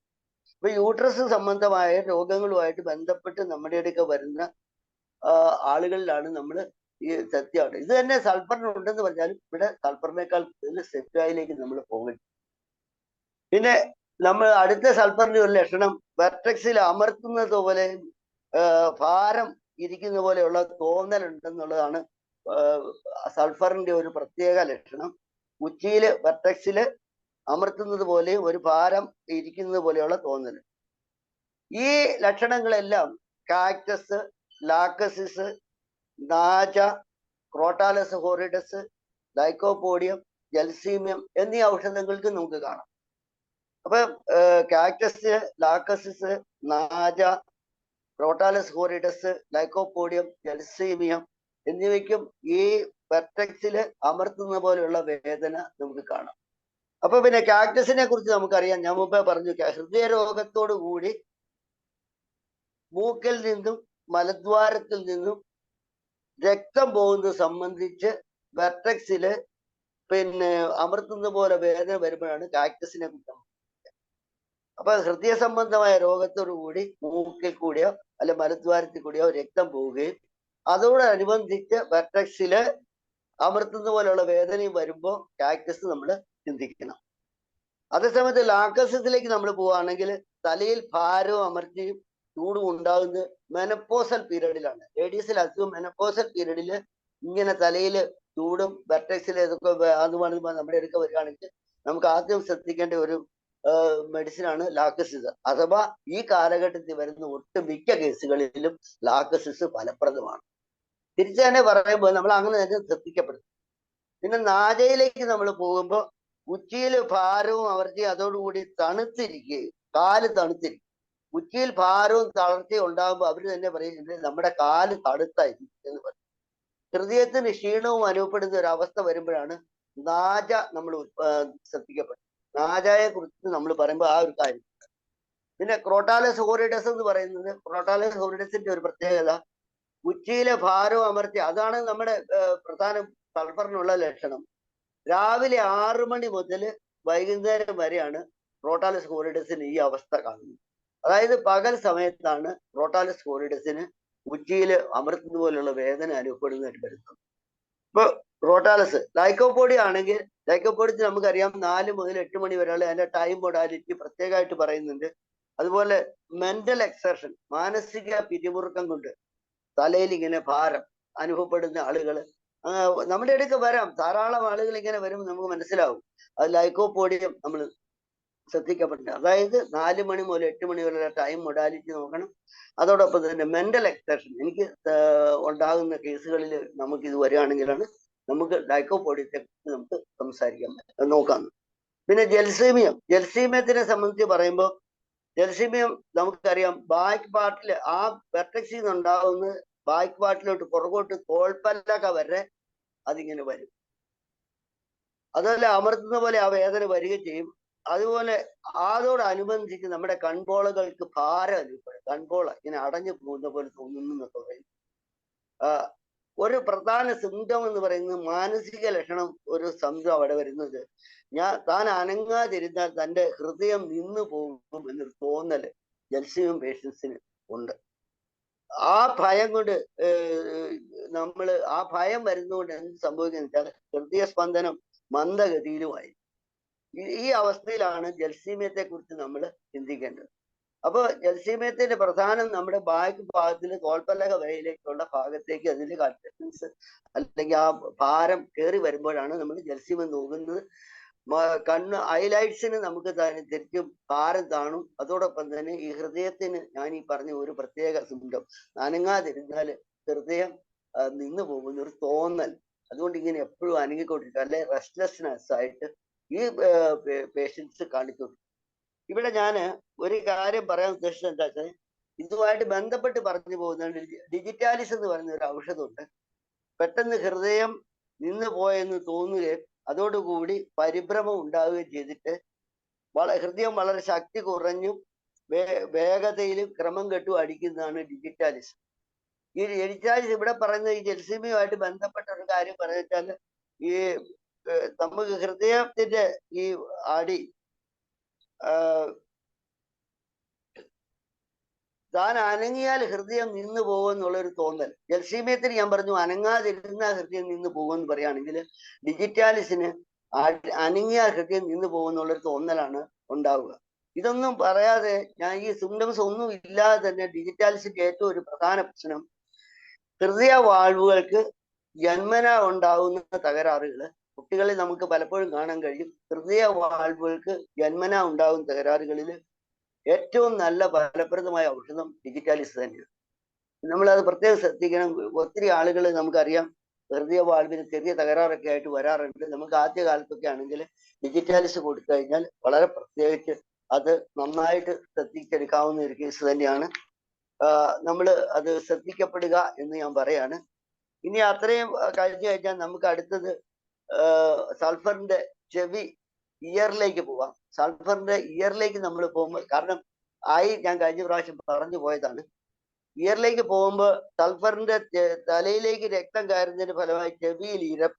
കാരണം മുമ്പേ ഞാൻ പറഞ്ഞു കഞ്ചഷൻ, തലച്ചയിലേക്ക് കഞ്ചഷൻ എപ്പോഴും ഉണ്ടാവും, അല്ലെ രക്തം ഇരച്ചു കയറുക. അപ്പൊ എന്ത് ചെയ്യും? ചെവിയിൽ ഇരപ്പുണ്ടാവും. സൾഫറിന് ഒരു പ്രത്യേകതയാണ് ചെവിയിൽ ഇരപ്പുണ്ടാവുക. സാധാരണ രാത്രിയിൽ കിടക്കുമ്പോൾ ചെവിയിൽ ഇരപ്പുണ്ടാവും എന്നുള്ളതാണ് സൾഫറിന്റെ ഒരു പ്രത്യേകത. ഈ നമ്മൾ ചെവിയിലെ ശബ്ദങ്ങൾ കേൾക്കുന്നതിന് മറ്റു ചില ഔഷധങ്ങളുമായിട്ട് ഈ സൾഫറിന് നമുക്കൊന്ന് കൊടുക്കാം.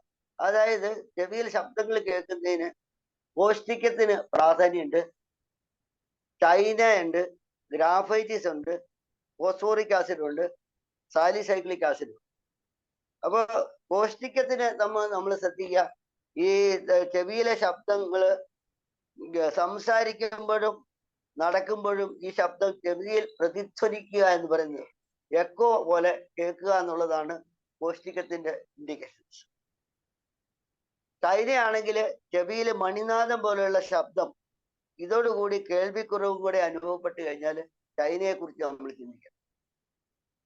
ചെവിയില് വണ്ട് മൂടുന്നത് പോലെ ഇരയ്ക്കുന്ന പോലെയുള്ള ശബ്ദവും, അതുപോലെ ശബ്ദം കൂടുതലുള്ള ഭാഗത്ത്, അല്ലെ വാഹനത്തിൽ യാത്ര ചെയ്യുക, അല്ലെ മറ്റ് ശബ്ദങ്ങൾ ഉള്ള സമയത്ത് നമുക്ക് കേൾവിക്ക് കുറച്ചുകൂടെ കൂർമ്മത വർദ്ധിക്കുകയും ചെയ്യുവാണെങ്കിൽ അവിടെ ഗ്രാഫൈറ്റിസ്. അപ്പൊ ആസിഡ് ഫോഴ്സിനെ സംബന്ധിച്ച് പറയുകയാണെങ്കിൽ vital force, vital energy, vital fluid, അതായത് ഇന്ദ്രിയങ്ങളോ രക്തമോ ഒക്കെ നഷ്ടപ്പെട്ടു പോയതിനു ശേഷം ചെവിയിൽ ഇങ്ങനെ വേദനകൾ ഉണ്ടാകുമ്പോൾ ചെവിയിൽ ഇങ്ങനെ ശബ്ദം കേൾക്കുമ്പോൾ, വേദനയല്ല ശബ്ദം കേൾക്കുമ്പോൾ നമ്മൾ കൊടുക്കേണ്ട മരുന്നാണ് ആസിഡ് ഫോഴ്സ്. ഇവിടെ സാലിസൈക്ലിക് ആസിഡ് ഞാൻ പറഞ്ഞു. സാലിസൈക്ലിക് ആസിഡിന്റെ പ്രധാന പ്രശ്നം ഇരപ്പും മണി അടിക്കുന്ന പോലെ ശബ്ദവും കേൾവിക്കുറവും തലചുറ്റൽ എന്ന് വെച്ചാൽ മൈനേഴ്സ് ഡിസീസ് എന്ന് പറയുന്നത് ആണ് disease of the Inter year and characterized by attack of vertigo. അതായത് ഇന്നർ ഇയറിൽ രോഗം ഉണ്ടായിട്ട് നമുക്ക്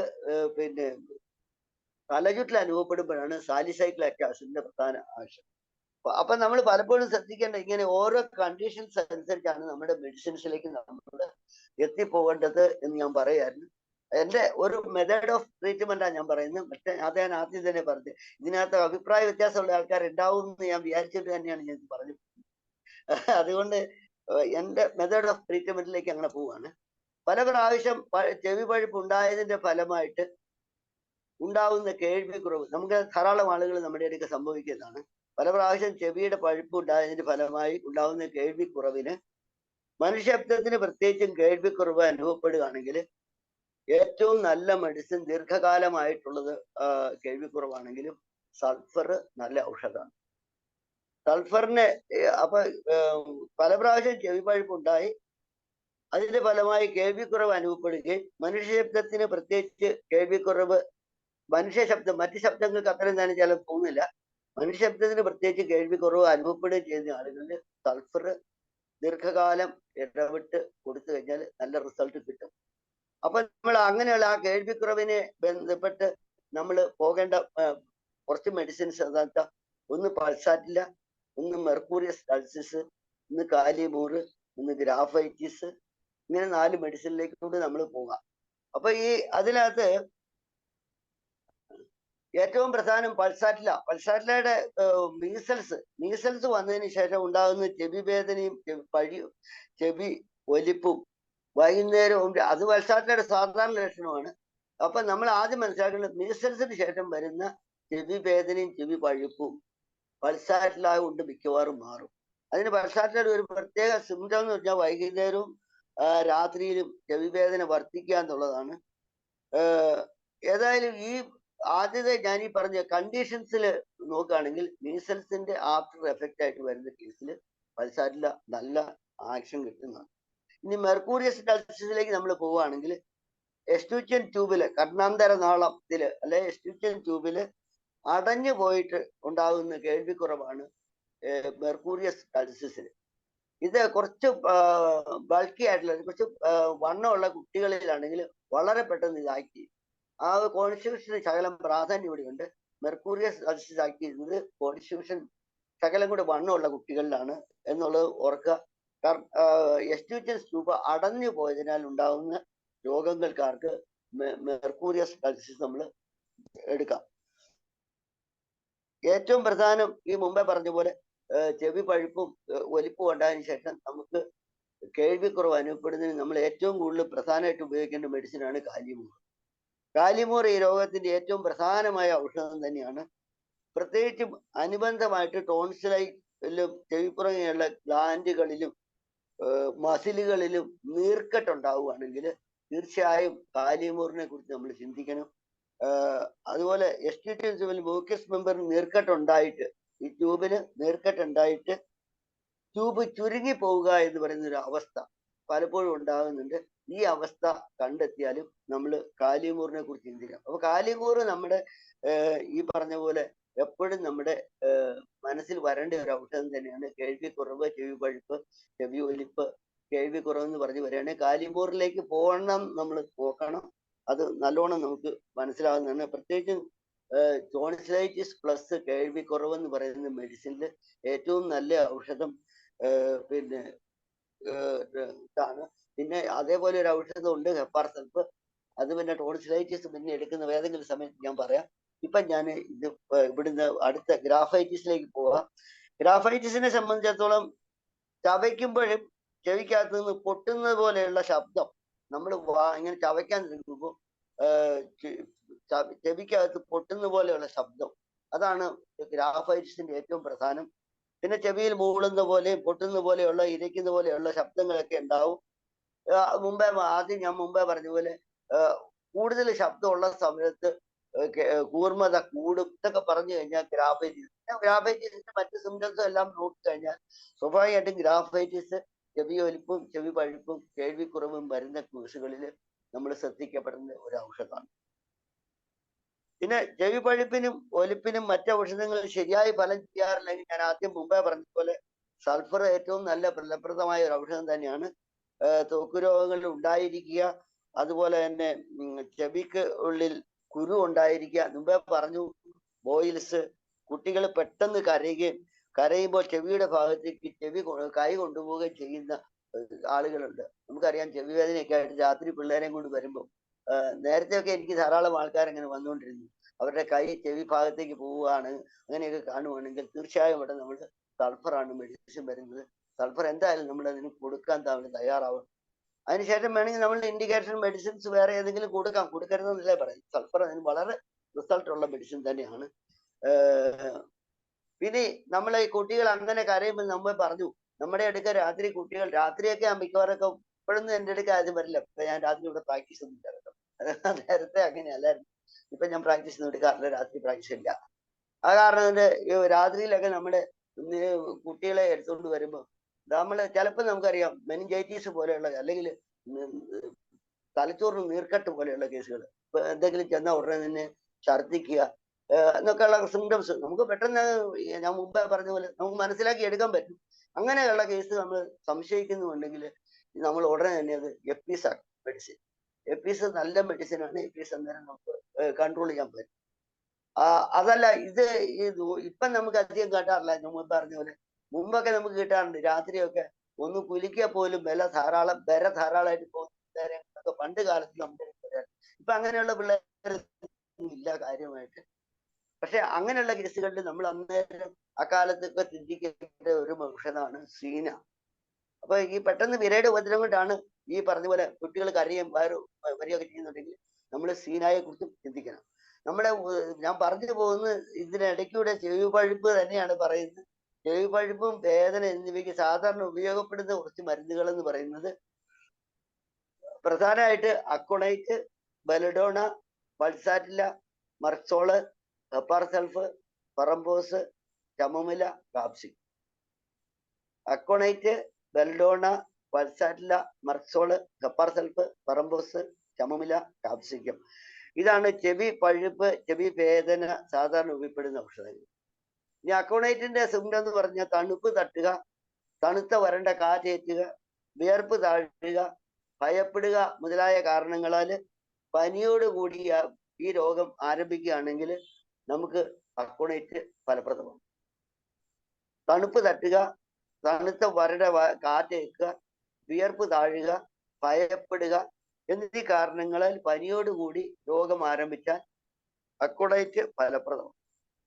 ചൂട്, ചുവപ്പ്, നീറ്റല്, വേദന പെട്ടെന്ന് ആരംഭിച്ച് പെട്ടെന്ന് അവസാനിക്കുക, തല നനയുക, തലയ്ക്ക് കാറ്റ് തട്ടുക എന്നീ കാരണങ്ങളാൽ ചെവിയിൽ ഉണ്ടാകുന്ന വേദനകൾ ഉണ്ടായാൽ ബെൽഡോണയാണ് ഫലപ്രദമാകുന്നത്.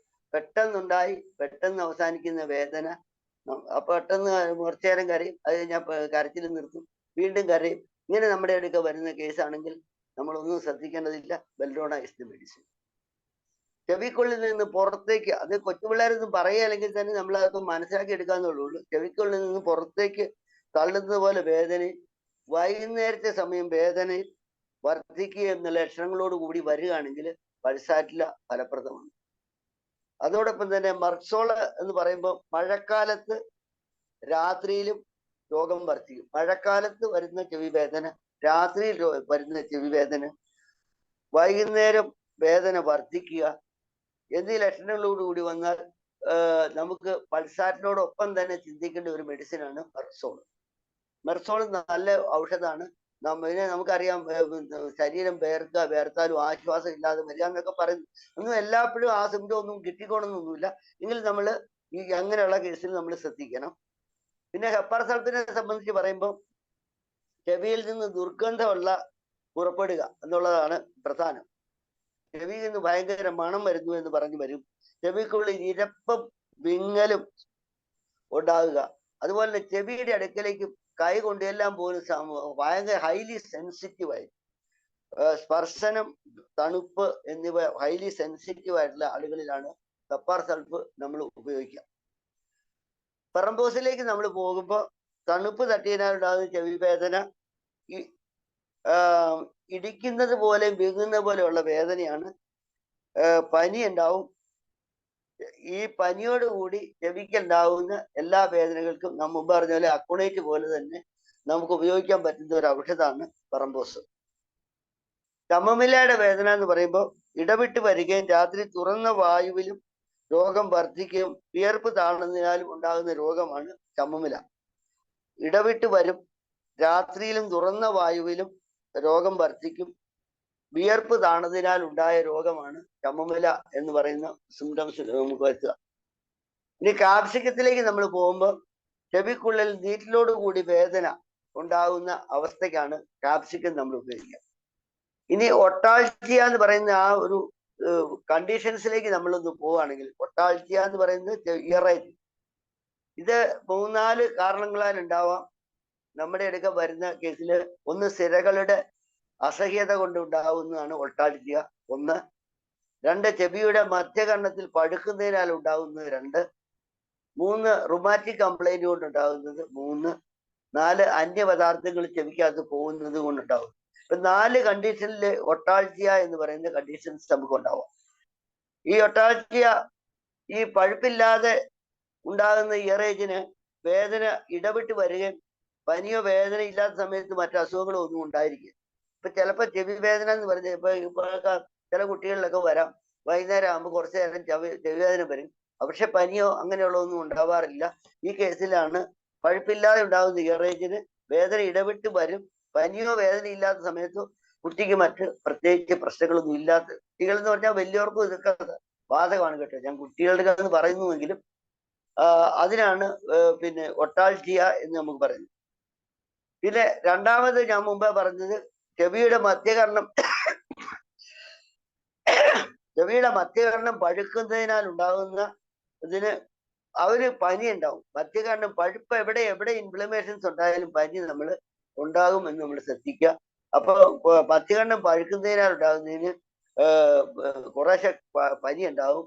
അതോടൊപ്പം തന്നെ കേൾവി കുറവും ഉണ്ടാവും. മധ്യകർണത്തിൽ നീർക്കെട്ടാണെങ്കിൽ കേൾവി കുറവ് അനുഭവം. അപ്പൊ നമ്മൾ ഈ ചെവിവേദന എന്തുകൊണ്ടാണ് പിന്നെ റുമാറ്റിക് കംപ്ലൈന്റ് ആണോ, മധ്യകർണം സിരകളുടെ അസഹ്യത ആണോ, മധ്യകർണം കറക്കുന്നതുകൊണ്ടാണോ എന്ന് അറിയാൻ പറ്റും. ഈ 2 ലക്ഷണങ്ങളെ കൊണ്ട് നമുക്ക് തിരിച്ചറിയാൻ പറ്റും. പിന്നെ ചെവിയുടെ ചുറ്റും ചുവപ്പും നമ്മൾ നോക്കുകയാണെങ്കിൽ ചിലപ്പോൾ ചുവപ്പ് കാണാം, നീർക്കോള് കാണാം, വേദന തണുപ്പ് കൊണ്ട് രാത്രിയിൽ വർദ്ധിച്ചിരിക്കാം, തലയുടെ ഒരു ഭാഗം മുഴുവനായി വ്യാപിക്കുകയും ചെയ്യാറുണ്ട് ചില കേസുകളിൽ. ഇങ്ങനെ വരുന്ന രോഗങ്ങള് ഞാൻ മുമ്പേ പറഞ്ഞു. അപ്പൊ ഈ 2 കാര്യങ്ങളേ ഉള്ളൂ. പിന്നെ റുമാറ്റിക് കംപ്ലൈന്റും അതുപോലെ അന്യപദാർത്ഥങ്ങൾ ചെവിക്കുള്ളിൽ പോകുന്നു ഇതുമായിട്ട് മിക്സ് ചെയ്ത് തന്നെ പോകേണ്ട കേസുകളാണ്. അന്യപദാർത്ഥങ്ങൾ വല്ലതും പോയിട്ടുണ്ടെങ്കിൽ അവർ തന്നെ പറയും എന്റെ ചെവിക്കകത്ത് പഞ്ഞി പോയി, അത് പോയി, ഇത് പോയി എന്ന് പറയാം. നമ്മൾ എടുത്തു കളയാൻ ശ്രമിക്കുക എന്നുള്ളൂ. അതല്ല റുമാറ്റിക് കംപ്ലൈന്റ് വാതസംബന്ധമായ രോഗങ്ങൾ ഉള്ള ആളുകളിൽ, വലിയ ആളുകളിലൊക്കെയാണ് നമ്മൾ ഇത് കൂടുതൽ കാണുന്നത്, ചെവി വേദനയായിട്ട് വരാറുണ്ട്.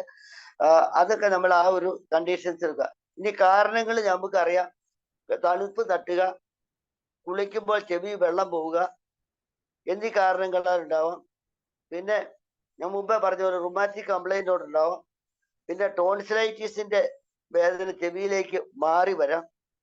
പല്ലിന് പുഴുക്കേടുണ്ടെങ്കിൽ ആ വേദന ചെവിയിലേക്ക് വരാം.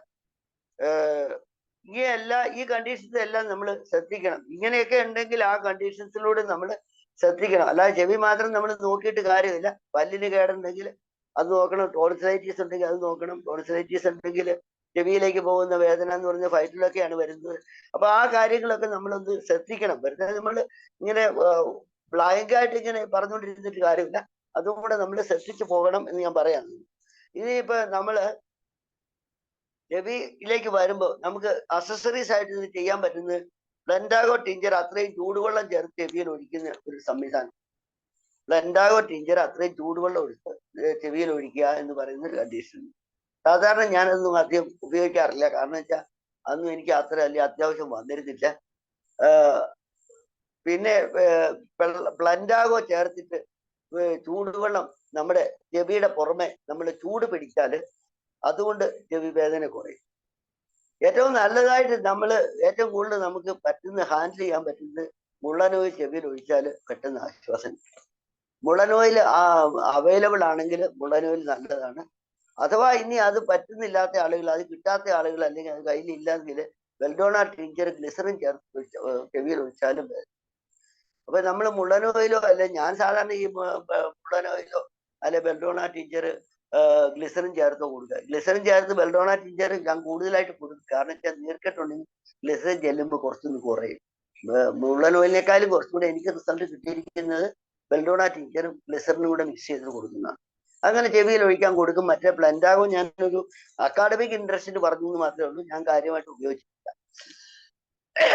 പിന്നെ ട്രീറ്റ്മെന്റിലേക്ക് നമ്മൾ പോകുമ്പോൾ ഞാൻ മുമ്പ് പറഞ്ഞാല് വളരെ പെട്ടെന്ന് ട്രീറ്റ്മെന്റിലേക്ക് നമ്മൾ പോകുമ്പോൾ തണുപ്പ് തട്ടിയതിനാല് പനിയോട് കൂടി ഉണ്ടായ അക്കോണേറ്റ്, നമുക്ക് ഇതെല്ലാം നമ്മൾ പോളിക്കഷൻ റെമഡീസ് എല്ലായിടത്തും മിക്കവാറും നമുക്ക് കയറി. അത് തലവേദനയിൽ കൂടിയാണ്, തലയിൽ രക്തം കെട്ടുന്നതോട് കൂടിയാണ് വരുന്നതെങ്കിൽ ബെൽഡോണ. റുമാറ്റിക് കംപ്ലൈന്റോട് കൂടി രോഗം ഉണ്ടായി കഴിഞ്ഞാൽ പൾസാറ്റില. ഉള്ളിൽ നിന്ന് പുറത്തേക്ക് വേദന വായുന്ന പോലെയുള്ള തോന്നലാണ് പൾസാറ്റിലയുടെ പ്രധാന ഇൻഡിക്കേഷൻ. ധാരാളം വിയർപ്പ് തോരുകയാണെങ്കിൽ ബെർസോള്, സദാ വിങ്ങിക്കൊണ്ടിരിക്കുകയാണെങ്കിൽ ബ്രയോണിയ, അതൊരു പ്രധാനമാണ്. ഞാൻ ഇതുവരെ പറയാത്തൊരു മെഡിസിനാണ്. ചെവി വേദന എപ്പോഴും വിങ്ങിക്കൊണ്ടിരിക്കുന്ന അവസ്ഥയാണെങ്കിൽ സീറസ് മെമ്പറൈനിൽ ഇൻഫ്ലമേഷൻ എന്നുള്ള കണ്ടീഷൻസ് എടുത്തിട്ട് അവിടെ ബ്രയോണിയ വളരെ നല്ലോണം ആക്കി ബ്രയോണിയ. അപ്പൊ പിന്നെ മിന്നൽ പോലെ ഇടവിട്ട് വേദന വരികയും പെട്ടെന്ന് മാറുകയും ചെയ്യുന്നതാണ് ബെൽഡോണ.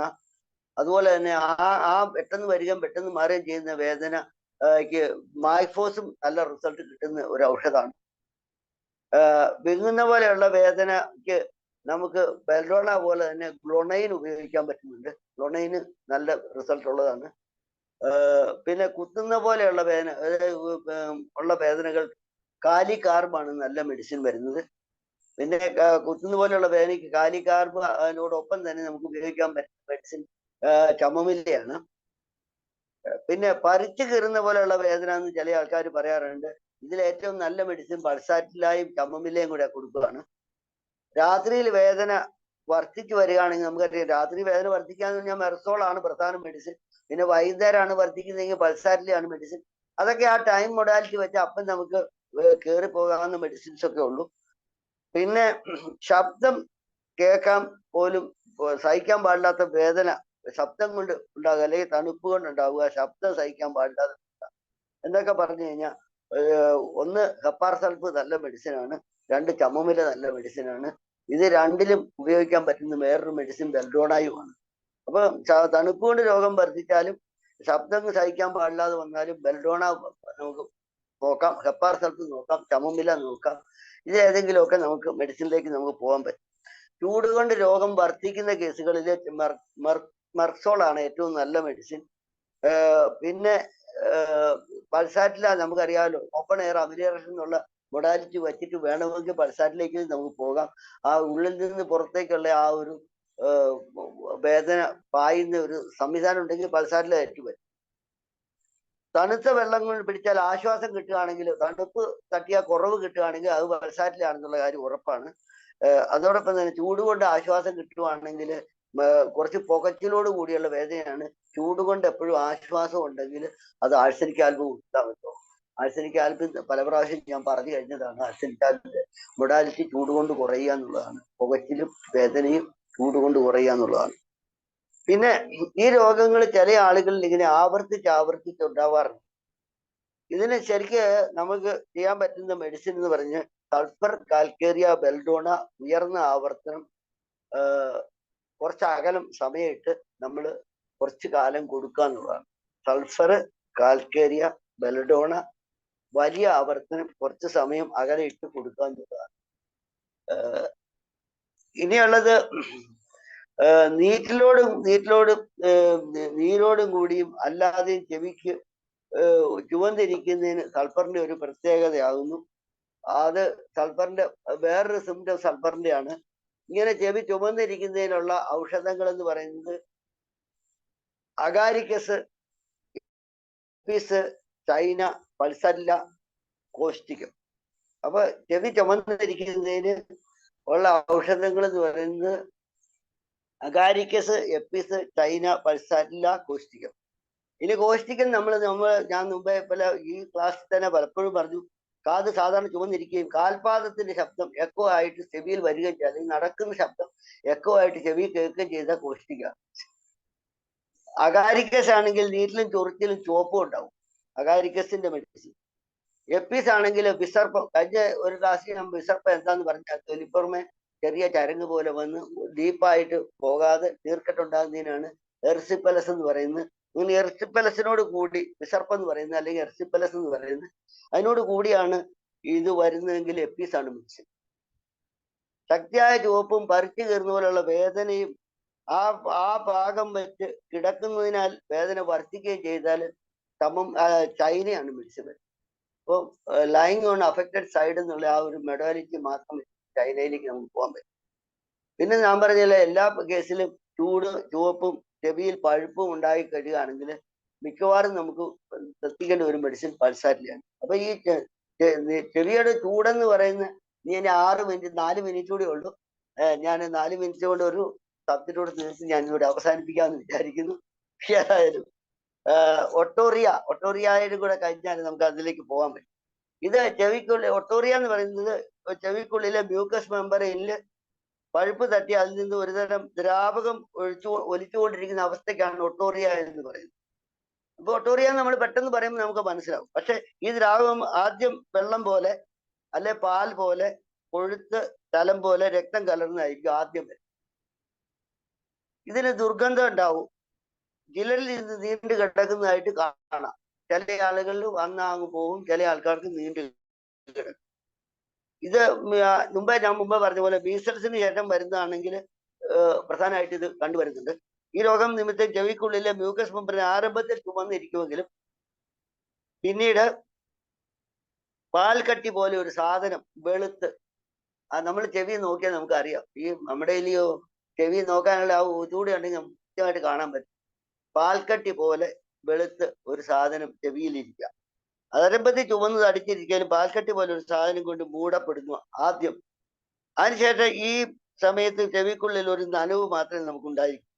രോഗം കുറെ കൂടി പഴകിക്കഴിഞ്ഞാൽ മ്യൂക്കസ് മെമ്പറയിൽ കുറെ കൂടി തടിപ്പും ചുവന്നും ചിലപ്പോൾ വിളറിയും ചലം കൊണ്ട് മൂടപ്പെട്ടു ഇരിക്കുന്നതായിട്ട് കാണും. അപ്പൊ 3 അവസ്ഥയുണ്ട്. ആദ്യം വെറുതെ വരും, അതിനുശേഷം പിന്നെ ഞാൻ പറഞ്ഞ ആരംഭത്തിൽ ചുവപ്പും തടിച്ചിരിക്കും, പിന്നീട് പാൽക്കട്ടി പോലെ ഒരു സാധനം വരും, അതിനുശേഷം വീണ്ടും മ്യൂക്കസ് മെമ്പറിൻ കുറെ കൂടെ തടിച്ച് ചിലപ്പോൾ വിളറി ചലം കൊണ്ട് മൂടിയിരിക്കുന്ന അവസ്ഥ. ഇങ്ങനെയാണ് ഒട്ടോറിയ ഉണ്ടാകുന്നത്. ക്രോണിക്കായിട്ട് കിടക്കുന്ന കേസുകളിൽ പോലും നമ്മൾ ഇത് ശ്രദ്ധിച്ചു കഴിഞ്ഞാൽ നമുക്കറിയാം. പിന്നെ പഴുപ്പ് പടർന്ന് വ്യാപിച്ച അസ്ഥികൾ ദ്രവിച്ചു പോകുന്ന ഒരവസ്ഥ വരെ ഉണ്ടാവും. ഇയർ ഡ്രമ്മിന് ശബ്ദം ചെന്നടിക്കുന്ന സ്ഥലം തുളഞ്ഞു പോകും. ക്രമേണ രോഗിക്ക് കേൾവിക്കുറവ് വർദ്ധിച്ചു വരും. ഉള്ളിലേക്ക് ശബ്ദം വേണ്ടുന്ന പോലെ കടക്കാത്ത വണ്ണം തടസ്സം ഉണ്ടാകുന്ന സ്ഥാനങ്ങളിലാണ് പഴുപ്പ് എത്തിയിട്ടുള്ളതെങ്കിൽ കേൾവി കുറവ് മറ്റു ഭാഗങ്ങളിലേക്കാളും കൂടുതലായിട്ട് നമുക്ക് അനുഭവപ്പെടും. പഴുപ്പ് കൊണ്ട് ഇയർ ഡ്രം തുളഞ്ഞു പോയാലും കേൾവി കുറവുണ്ടാവും. പിന്നെ ഈ രോഗം ദീർഘമായി കിടന്നു കഴിഞ്ഞാൽ ഉണ്ടാകുന്ന ഒരു വലിയ പ്രശ്നം ജവിക്കകത്തുള്ള അസ്ഥികൾ, അതായത് മാലിസ്, ഇൻഗസ്, സ്റ്റാപ്പിസ്, അത് പിന്നെ ദ്രവിച്ച് പോകും. അതോടൊപ്പം തന്നെ ചിലപ്പോൾ കാതിനുള്ളില് പോളിപ്പ് എന്ന് പറയുന്ന വേറെ ഗ്രോത്ത് ഉണ്ടാകും. ഇതൊക്കെ ഈ ക്രോണിക് ഒട്ടോറിയയ്ക്ക് ഉണ്ടാകുന്ന. ഈ ക്രോണിക് ഒട്ടോറിയ എന്ന് പറയുന്നത് അത്ര നിസ്സാരമല്ല. ചിലപ്പോൾ ഇതില് അവിടുന്ന് പോയി കഴിഞ്ഞാൽ ചിലപ്പോൾ ഇത് ബ്രെയിനിലെ ബാധിച്ച് എൻകഫലൈറ്റിസ് ഒക്കെ ആയിട്ട് പോകാറുണ്ട് കേട്ടോ. അതുകൊണ്ട് നമ്മൾ ക്രോണിക് ഒട്ടൈറ്റിസ് അത്ര തീരെ നിസ്സാരമായിട്ട് നമ്മൾ കളയരുത്. ശ്രദ്ധിക്കപ്പെടേണ്ട ഒരു കേസ് തന്നെയാണ് ക്രോണിക് ഒട്ടോറിയ എന്ന് പറയുന്നത്. ഇപ്പൊ ഈ രീതിയിലേക്ക് വരാം. ഇനി അസസറിയില് ഈ ഒട്ടോറിയയിലേക്ക് നമ്മൾ വരുമ്പോൾ നമുക്ക് അസസറീസ് എന്ന് പറയുന്നത് ഏറ്റവും പ്രധാനം കാർബോളിക് ആസിഡ് പ്ലസ് ഗ്ലിസറിൻ സമം ചൂടുവെള്ളത്തിൽ ചേർത്ത് ഇടയ്ക്ക് കഴുകുക എന്നുള്ളത്. കാർബോളിക് ആസിഡ് ഞാൻ കൊടുക്കുന്ന പൊട്ടൻസി തന്നെയാണ് ഉപയോഗിക്കുന്നത്. 30 പൊട്ടൻസി ഉപയോഗിച്ചിട്ട് ഗ്ലിസറിനും കൂടെ മിക്സ് ചെയ്തിട്ട് ചൂടുവെള്ളത്തിനകത്ത് മിക്സ് ചെയ്തിട്ട് ചെവി കഴുകാനാണ് പറയാ. ഹലോ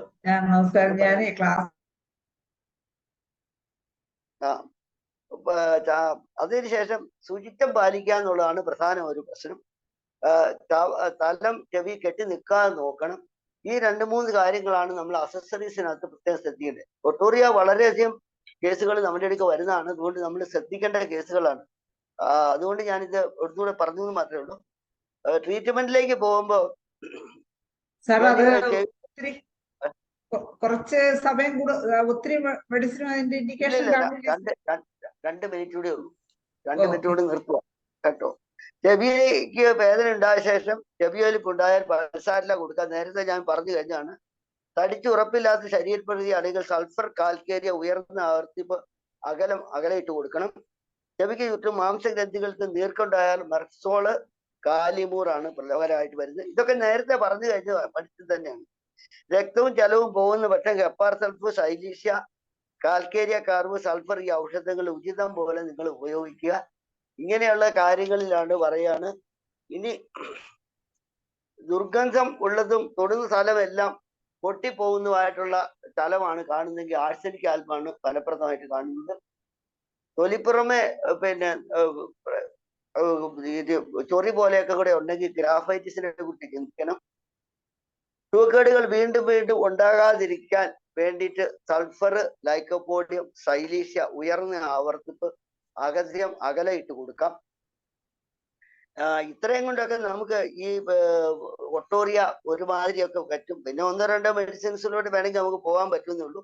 സാറുള്ള കേസ്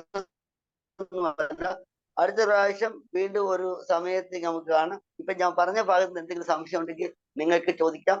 എനിക്കിപ്പോ അറിയാവുന്നതാണ്, ഇപ്പൊ ഞാൻ പറയാം, അല്ലെങ്കിൽ ഞാൻ പിന്നെ നോക്കാം. Thank you.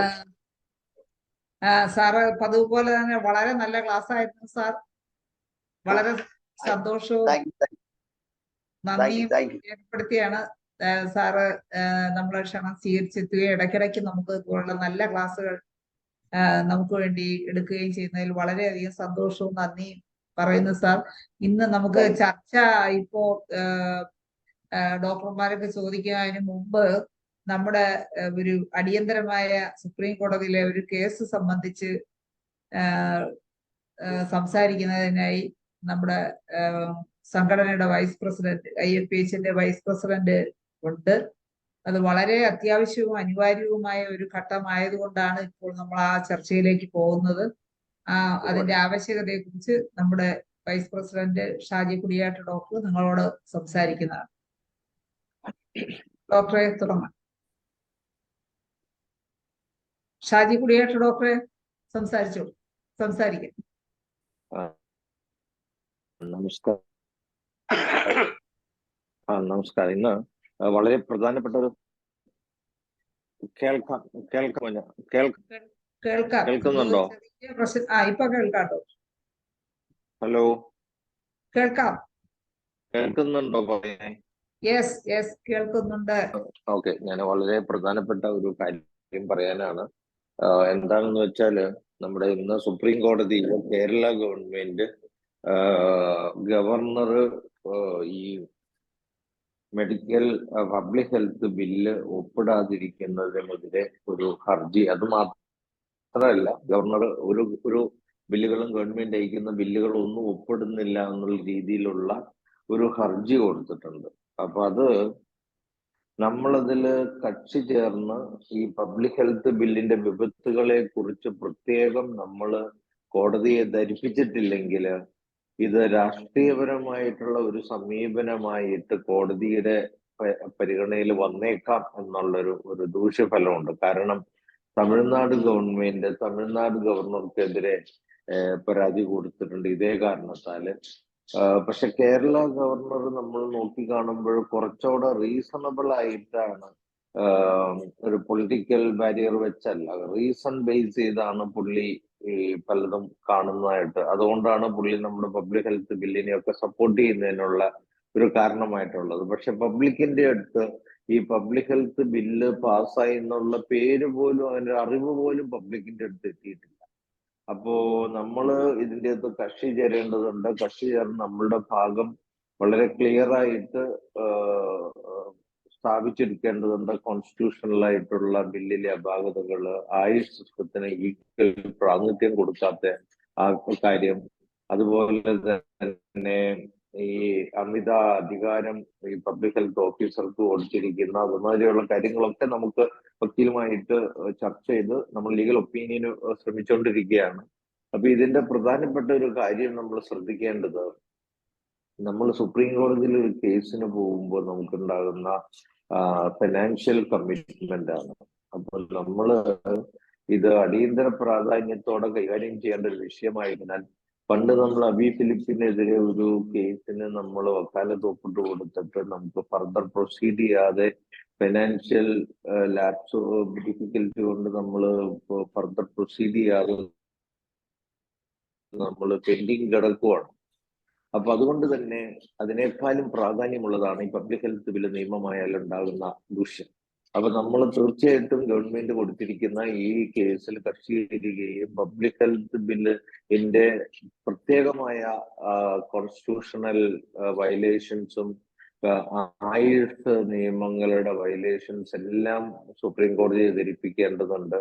അപ്പൊ നമ്മള് കുറച്ച് രൂപ സംഭരിച്ചു വെച്ചിട്ട് വേണം നമ്മൾ നമുക്ക് നീങ്ങാനായിട്ട് എന്നുള്ള വസ്തുതകളെല്ലാം മനസ്സിലാക്കേണ്ടതുണ്ട്. ഇത് അടിയന്തര പ്രാധാന്യമുള്ളത് കൊണ്ട് നമ്മൾ ഇടയ്ക്ക് വെച്ച് കേസ് ഉപേക്ഷിച്ചിട്ട് പോരാനും പറ്റത്തില്ല.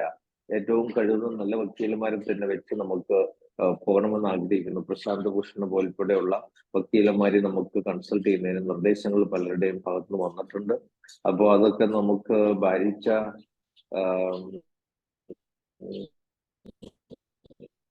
സാമ്പത്തിക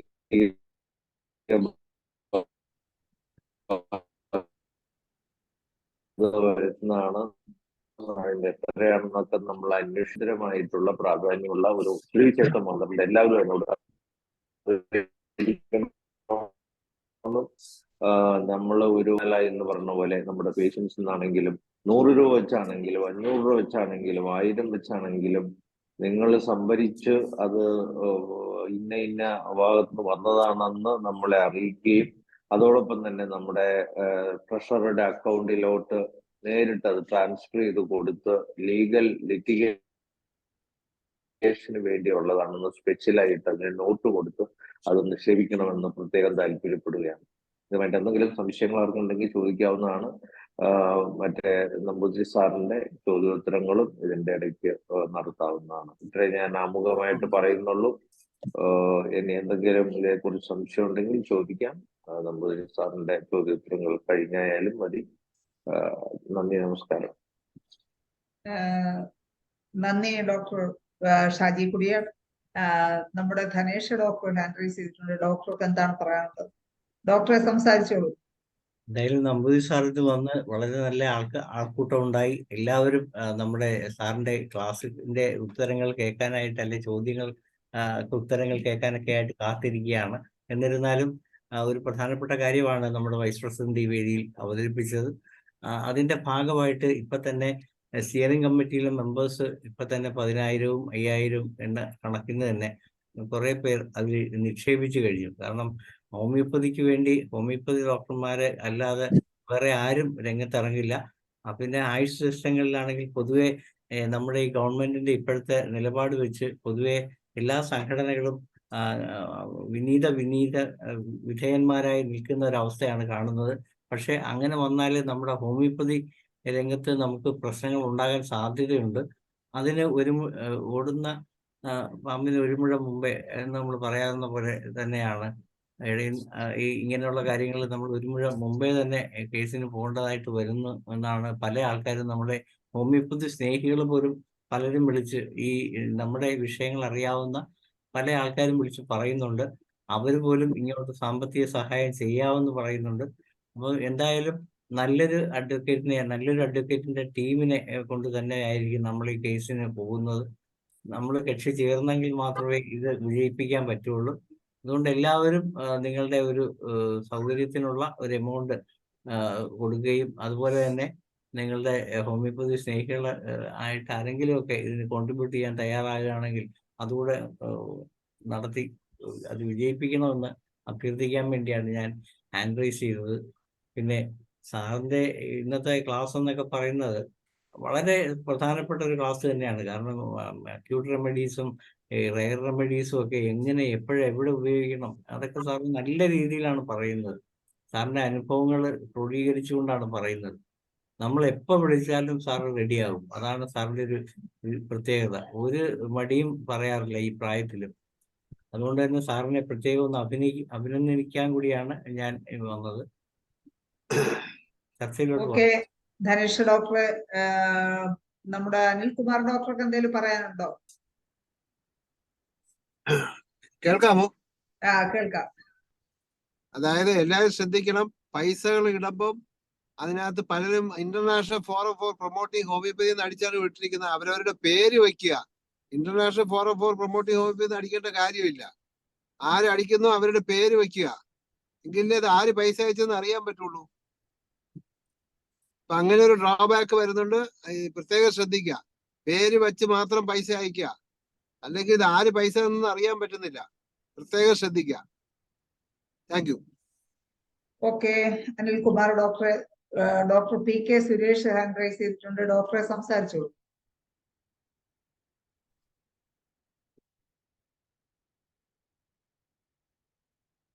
ഡോക്ടറെ അൺമ്യൂട്ട് ചെയ്ത് സംസാരിച്ചോളൂ. നീ മ്യൂട്ടായി പോണല്ലോ. ഡോക്ടറെ ഒന്നുകൂടെ അൺമ്യൂട്ട് ചെയ്തേ. ആ ശരി, ഓക്കെ, കേൾക്കാമോ ഡോക്ടർ? കേൾക്കാമോ? കേൾക്കാം. നമ്മുടെ ഡോക്ടർ ഷാജിക്കുട്ടിയത്ത് പറഞ്ഞ കേട്ടു. ഇത് എപ്പോഴത്തേക്കാണ് ഡോക്ടറെ ഈ ക്യാഷിന്റെ ഒരു നമ്മൾ ഇത് ചെയ്യേണ്ടത്? എപ്പോഴാണെന്നോ പറഞ്ഞില്ലേ, ഇങ്ങനെ ഡോക്ടേഴ്സിന്റെ ഒരു ഹെൽപ്പിനെ കുറിച്ച് പറഞ്ഞില്ലേ കാര്യങ്ങൾ ചെയ്യുന്നത്. അപ്പൊ അത് എപ്പോഴത്തേക്കാണ് ആവശ്യം എന്നുള്ളതൊന്നുകൂടെ സൂചിപ്പിക്കാൻ പറ്റുമോ? ഡോക്ടറെ അത് എത്രയും പെട്ടെന്ന് വേണം ക്യാഷ്. അത് തന്നെ ഡോക്ടറെ. ഉടൻ തന്നെ കേസ് മൂവ് ചെയ്യാൻ പോവാണ്. ശരി ശരി ശരി. എത്ര പെട്ടെന്ന് ചെയ്യാൻ പറ്റുമോ അത്രയും നല്ലത്. സ്റ്റിയറിംഗ് കമ്മിറ്റി അംഗങ്ങൾ കുറെ പേര് ഇപ്പൊ തന്നെ കോൺട്രിബ്യൂഷൻ ചെയ്തു കഴിഞ്ഞു ഈ 2-3 ദിവസമായിട്ട്. അതിന്റെ റിക്വയർമെന്റിന്റെ ഒരു സീരിയസ്നെസ് ഒന്ന് അറിയാൻ വേണ്ടിയാ അങ്ങനെ ചോദിച്ചത്. സംഗതി വളരെ സീരിയസ് ആണ്. അതിപ്പോ നേരത്തെ തന്നെ നമ്മുടെ പ്രസൻസ് അവിടെ ഇല്ലെങ്കിൽ പ്രശ്നമാവും. ഓക്കെ, അവിടെ 15 ലക്ഷം രൂപയാണ് ചോദിക്കണം വക്കീല്. മിനിമം അത് നമ്മുടെ കേരളത്തിൽ നിന്നുള്ള വിനീത് വക്കീലാണ് ആ മിനിമത്തിൽ ചെയ്യുന്നത്. പക്ഷെ ഇനി പ്രശാന്ത് ഭൂഷൺ പോലെയുള്ള വക്കീലിനെ എടുക്കേണ്ട വന്നാല് അതിന്റെ റേറ്റ് വളരെ മാറും. അപ്പോ ഏറ്റവും നല്ല വക്കീൽ വെച്ച് തന്നെ പോണമെന്നാണ് നമ്മള് ആലോചിക്കുന്നത്. അപ്പൊ എല്ലാ വശങ്ങളും നമ്മൾ ഈ ഫണ്ട് റൈസിങ് അതുകൊണ്ടാണ് ആദ്യം തന്നെ നമ്മൾ നടത്തുന്നത്. അപ്പൊ നമുക്ക് എന്തുമാത്രം ഫണ്ട് റൈസ് ചെയ്യാൻ പറ്റുമെന്നും കൂടെ അറിഞ്ഞിട്ട് വേണം നമ്മൾ അടുത്ത സ്റ്റെപ്പിലോട്ട് പോകാൻ. അല്ലെങ്കിൽ നമ്മൾ വല്ലയിടത്തും വക്കാലത്ത് ഒപ്പിട്ട് കൊടുത്തിട്ട് പിന്നെ ഫണ്ട് കൊടുക്കാൻ പറ്റിയില്ലെങ്കിൽ നമ്മൾ ഇടയിലും ഇല്ല വഴിയിലും ഇല്ലാണ്ടായി നിൽക്കേണ്ട അവസ്ഥ വരും. അങ്ങനെ നമ്മൾ വരുത്താൻ ഉദ്ദേശിക്കുന്നില്ല. നേരത്തെ ഒരു വക്കാലിൽ ഒപ്പിട്ട് കൊടുത്ത കേസ് അങ്ങനെ കിടക്കുവാണ്. അപ്പൊ അത് ഈ കേസിന് വരാൻ ഒരു കാരണവശാലും സമ്മതിച്ചുകൂടാ. അതുകൊണ്ടാണ് ഫണ്ട് റൈസിംഗിൽ നമ്മൾ ആദ്യമേ തന്നെ എല്ലാവരെയും അറിയിക്കുന്നത്. എല്ലാവരും അതിൻ്റെ അകത്ത് ഏറ്റവും സജീവമായ രീതിയിൽ പങ്കെടുത്ത് അനിൽകുമാർ ഡോക്ടർ പറഞ്ഞ പോലെ അവരവരുടെ പേര് വെച്ച് തന്നെ ഇടണം എന്ന് വളരെ വിനയപൂർവ്വം അപേക്ഷിക്കുകയാണ്. കാരണം ഇത് നമ്മളെല്ലാം ബാധിക്കുന്ന, സമൂഹത്തെ മൊത്തം ബാധിക്കുന്ന കാര്യമാണ്. സമൂഹത്തോടും നമ്മൾ അക്കൗണ്ട് കൊടുത്ത് അവരോട് നേരിട്ട് അവരുടെ പേര് സഹിതം എന്ത് ചെയ്യാൻ പറ്റുന്നോ ചെയ്യാൻ പറ്റുന്നവരോട് എല്ലാവരോടും പേഷ്യൻസ് ഉൾപ്പെടെയുള്ളവരോട് ചെയ്യാൻ പറയണം. Thank you. ഈ ഡോക്ടറെ അനിൽകുമാർ ഡോക്ടർ കേൾക്കുന്നുണ്ടെന്ന് വിചാരിക്കുന്ന ഒരു ചാറ്റ് തന്നത് അക്കൗണ്ട് നമ്പർ ഈ ചാറ്റ് ബോക്സിൽ ഒന്ന് ഇടണോ? IFSC കോഡും അക്കൗണ്ട് നമ്പറും. അങ്ങനെയല്ലേ ഇടുന്നത്. അത് ഒരു എന്താ പറയാ, ഒരു QR കോഡാണ് നമ്മൾ ഇടുന്നത് നമ്മുടെ IFHന്റെ അക്കൗണ്ട്. അത് അടുത്ത ദിവസം റെഡിയാക്കിയിട്ടില്ല ഞാനിപ്പോ. അതിപ്പോ ആരെങ്കിലും ഉണ്ട്, ധനേഷ് ഡോക്ടറിൽ ഉണ്ടെങ്കിൽ ആ നമ്പർ ഞാൻ ഡ്രൈവ് ചെയ്യാണ്. ഷെയർ ചെയ്യോ ചാറ്റില് പ്ലീസ്?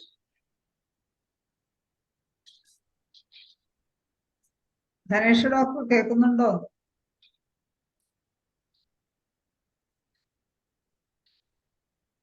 ധനേഷ് ഡോക്ടറെ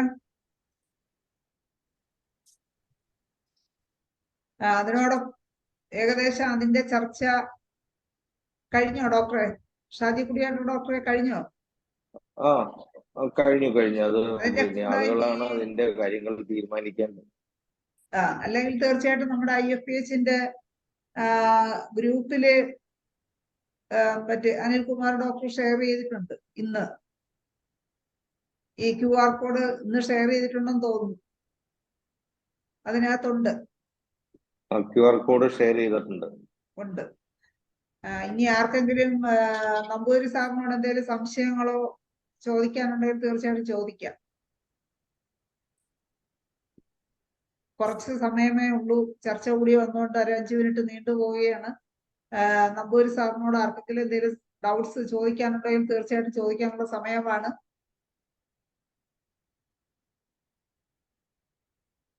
ചാറ്റ് ബോക്സിൽ അക്കൗണ്ട് ഡീറ്റെയിൽസ് ഇപ്പൊ ഷെയർ ചെയ്യുന്നതായിരിക്കും.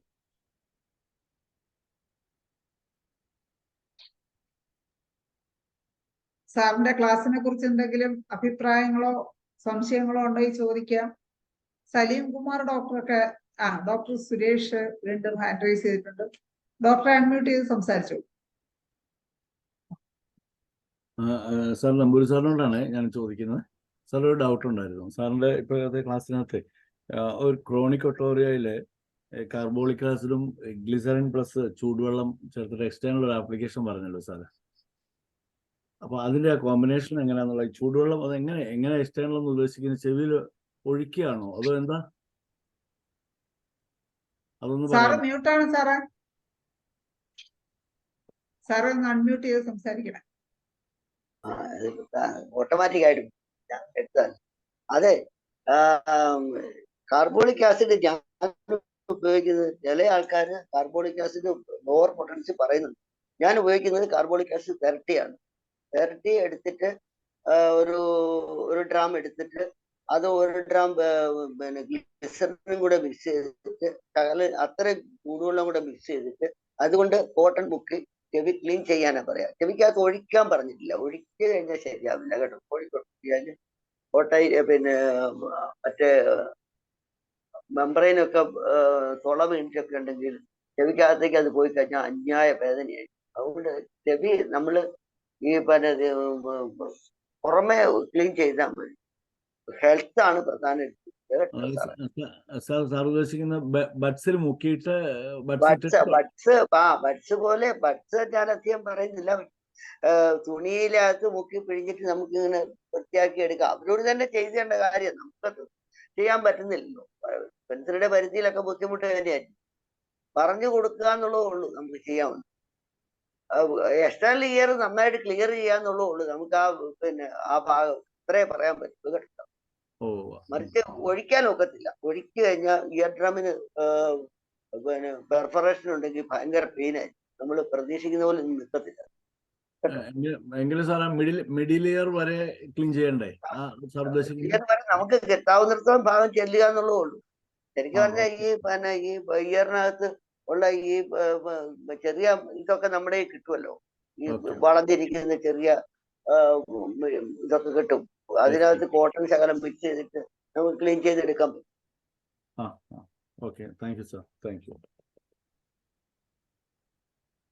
ഓക്കെ, ഇനി ആർക്കെങ്കിലും എന്തെങ്കിലും ചോദിക്കാനുണ്ടോ? ഇനി ആർക്കെങ്കിലും എന്തെങ്കിലും സംശയം സാറിനോട് ചോദിക്കാനുണ്ടെങ്കിൽ സമയം വളരെ കുറവാണ്. ജയലളിത ഡോക്ടർ വന്നിട്ടുണ്ട്. ഡോക്ടറെ അൺമ്യൂട്ട് ചെയ്ത് ചോദിച്ചോളൂ. ഡോക്ടറെ, സൾഫറിന്റെ പൊട്ടൻസി ഏതാ ഈ നമ്മുടെ ഒട്ടോറിയക്ക് കൊടുക്കാന്? ഹൈ പൊട്ടൻസി തന്നെയാ നല്ലത് കേട്ടോ.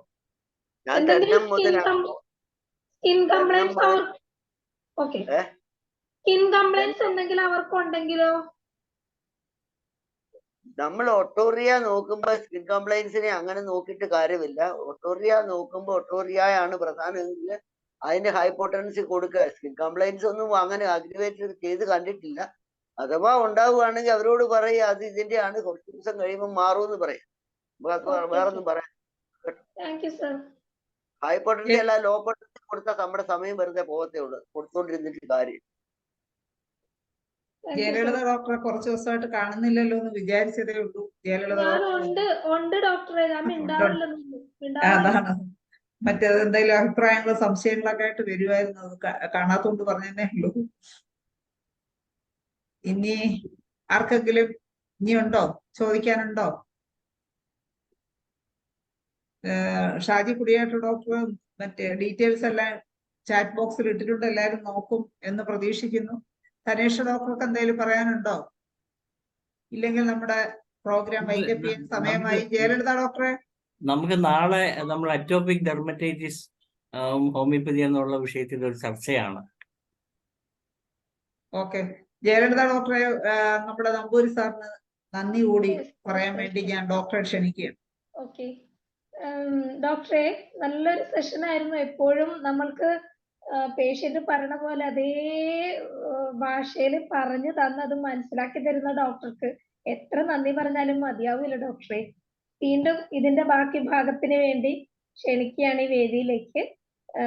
ഈ പിന്നെ എൻ്റെ പേരിലും IFPHന്റെ പേരിലും ഈ ഗ്രൂപ്പിലുള്ള പിന്നെ ഹോമിയോപ്പതി സ്നേഹികളുടെ പേരിലും ഒത്തിരി ഒത്തിരി നന്ദി.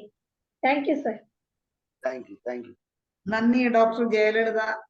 അങ്ങനെ ഇന്നത്തെ നമ്പൂതിരി സാറിന്റെ മനോഹരമായ ഒരു ക്ലാസ്സോടുകൂടി ഇന്നത്തെ മലയാള സെക്ഷൻ പരിപാടികളുടെ വൈൻഡപ്പ് ചെയ്യുന്നു. എല്ലാവർക്കും ശുഭരാത്രി നേർന്നുകൊണ്ട് ഇന്നത്തെ മലയാള സെക്ഷൻ ഇവിടെ അവസാനിപ്പിക്കുകയാണ്.